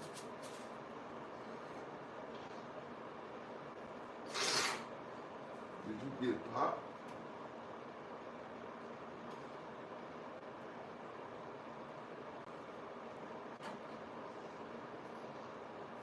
Did they really let the dogs out?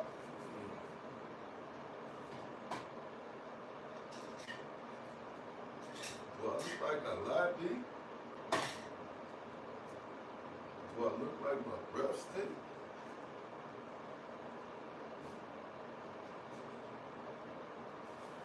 What'd I say, homie?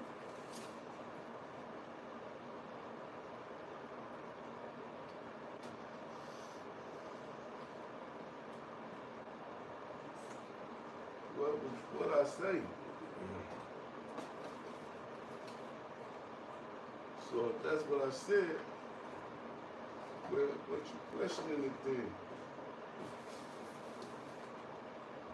Why you questioning it then?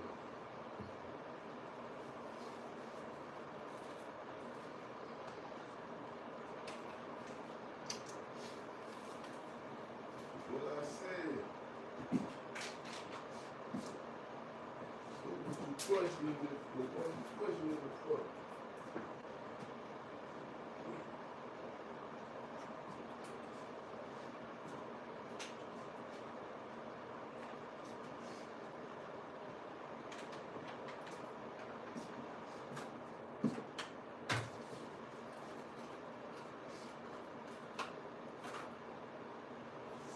Put my coat on.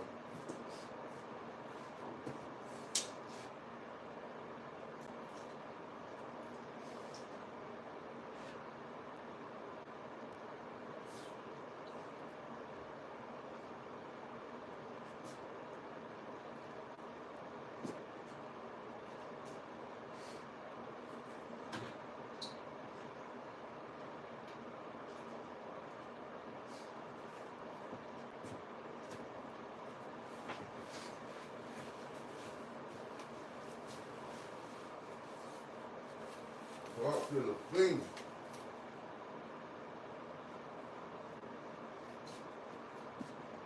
Park in the finger. I can see him. I can see Pac now. Resting next to his mama in his beanie.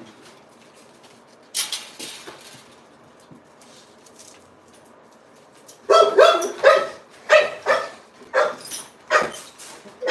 on. Come on. Come on, girl.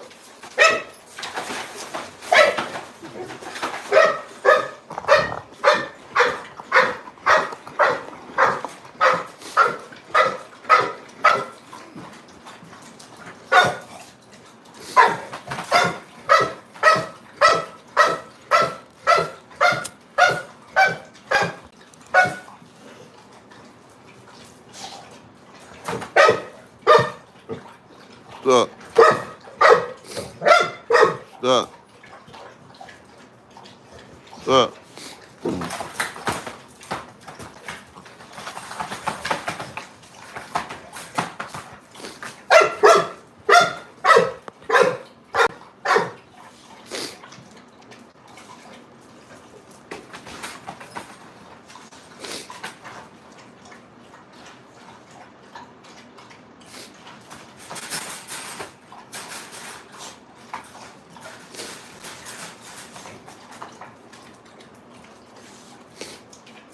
This her cage right here, so don't be thinking this her cage.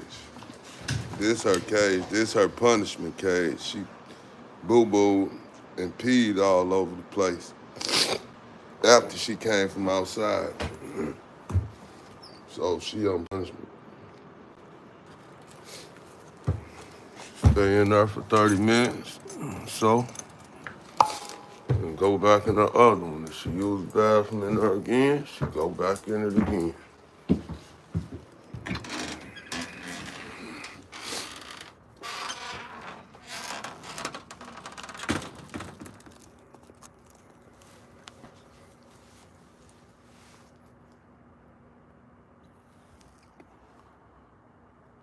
There's a dog over there.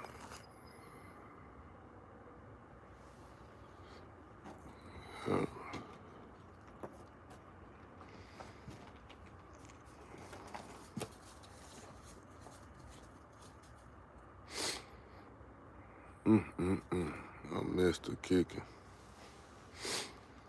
Here she's gonna come and ask me to let him out.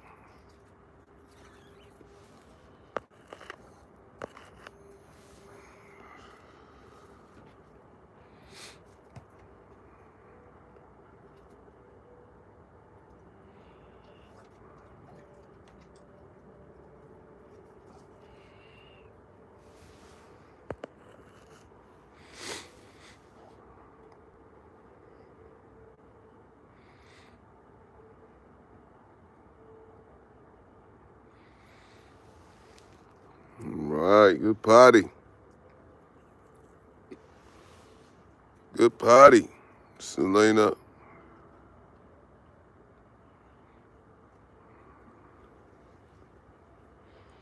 I say that so that puppy can hear me. She know what that means. She see they doing it. When she thinks she hear me telling them they doing it, she'll start doing it more often. It's a lot of ways to trick and train a dog. Good potty, Queen. Good girl. Good potty, girls.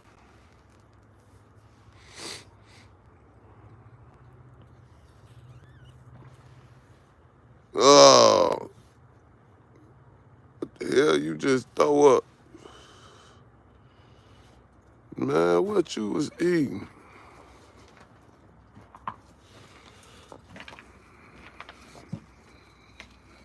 Just throw up. Did you just throw up?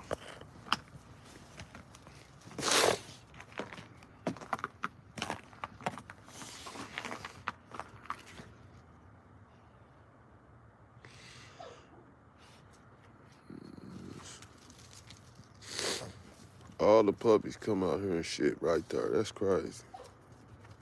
On that box, on them poles. I don't understand that. Them little dogs, something else.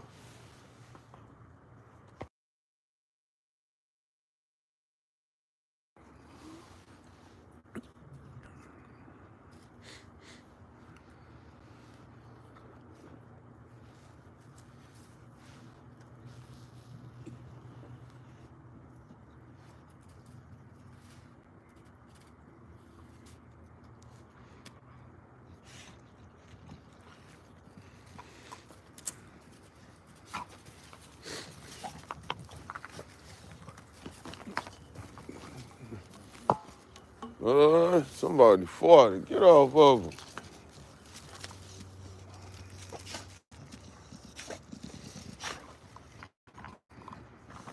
Yeah, get it. Get it. You don't want Queen to show you what to do with it, do you? Hmm? There you go.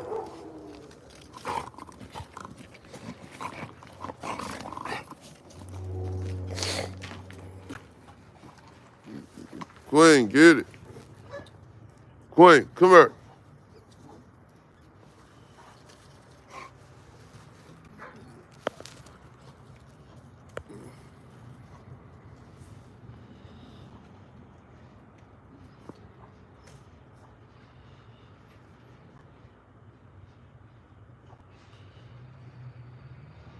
Get it, Queen. Get it.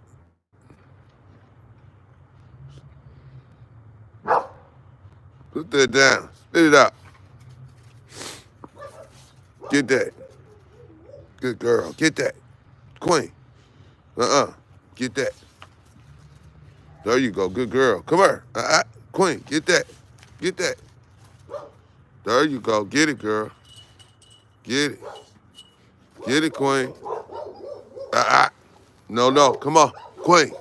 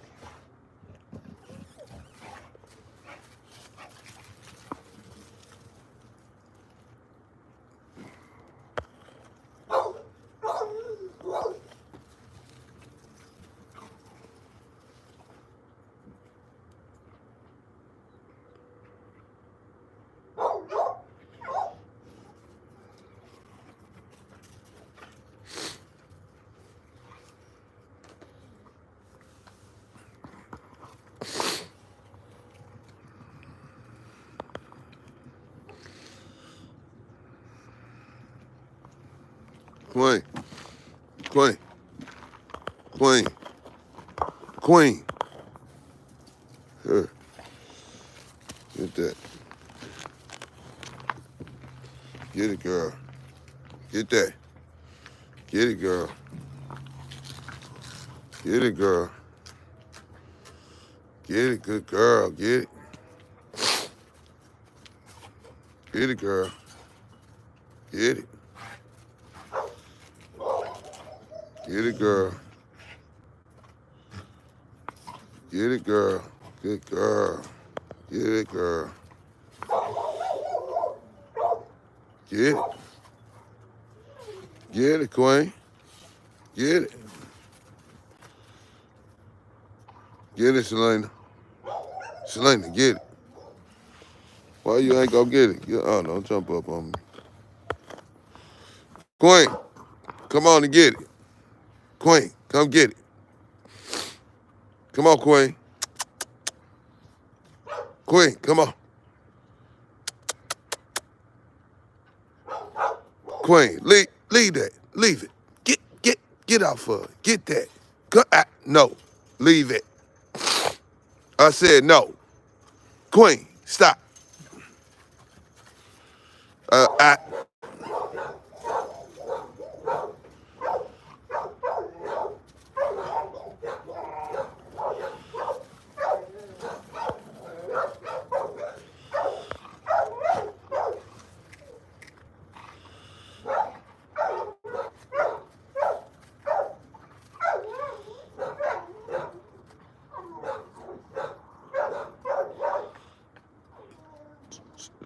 Get it, don't stop. Get it. Get it.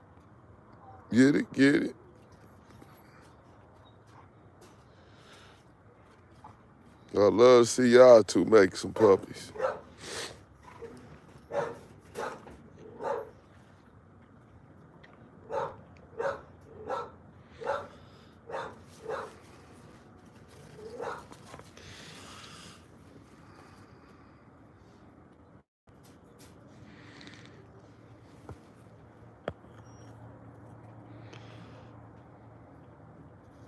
Put it down, Queen. Queen, put it down. Put it down, Queen. Queen, spit it out. No. What did I just tell you? Here you go. Queen, no. Spit it out. Now get in the house. Get in the house. Go in the house. I said get in the house. Go in the house.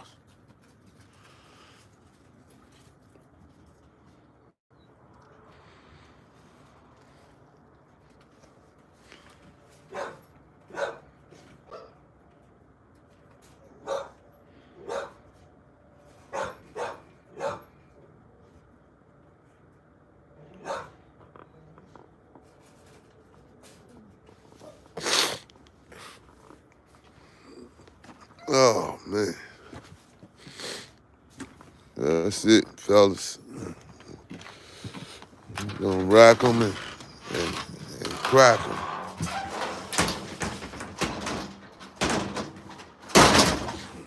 Appreciate everybody that joined in, everybody that's listening.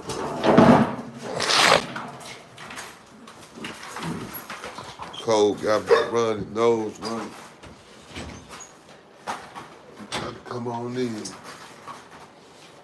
and call it a night. Thanks for joining. And until next time, get back with me.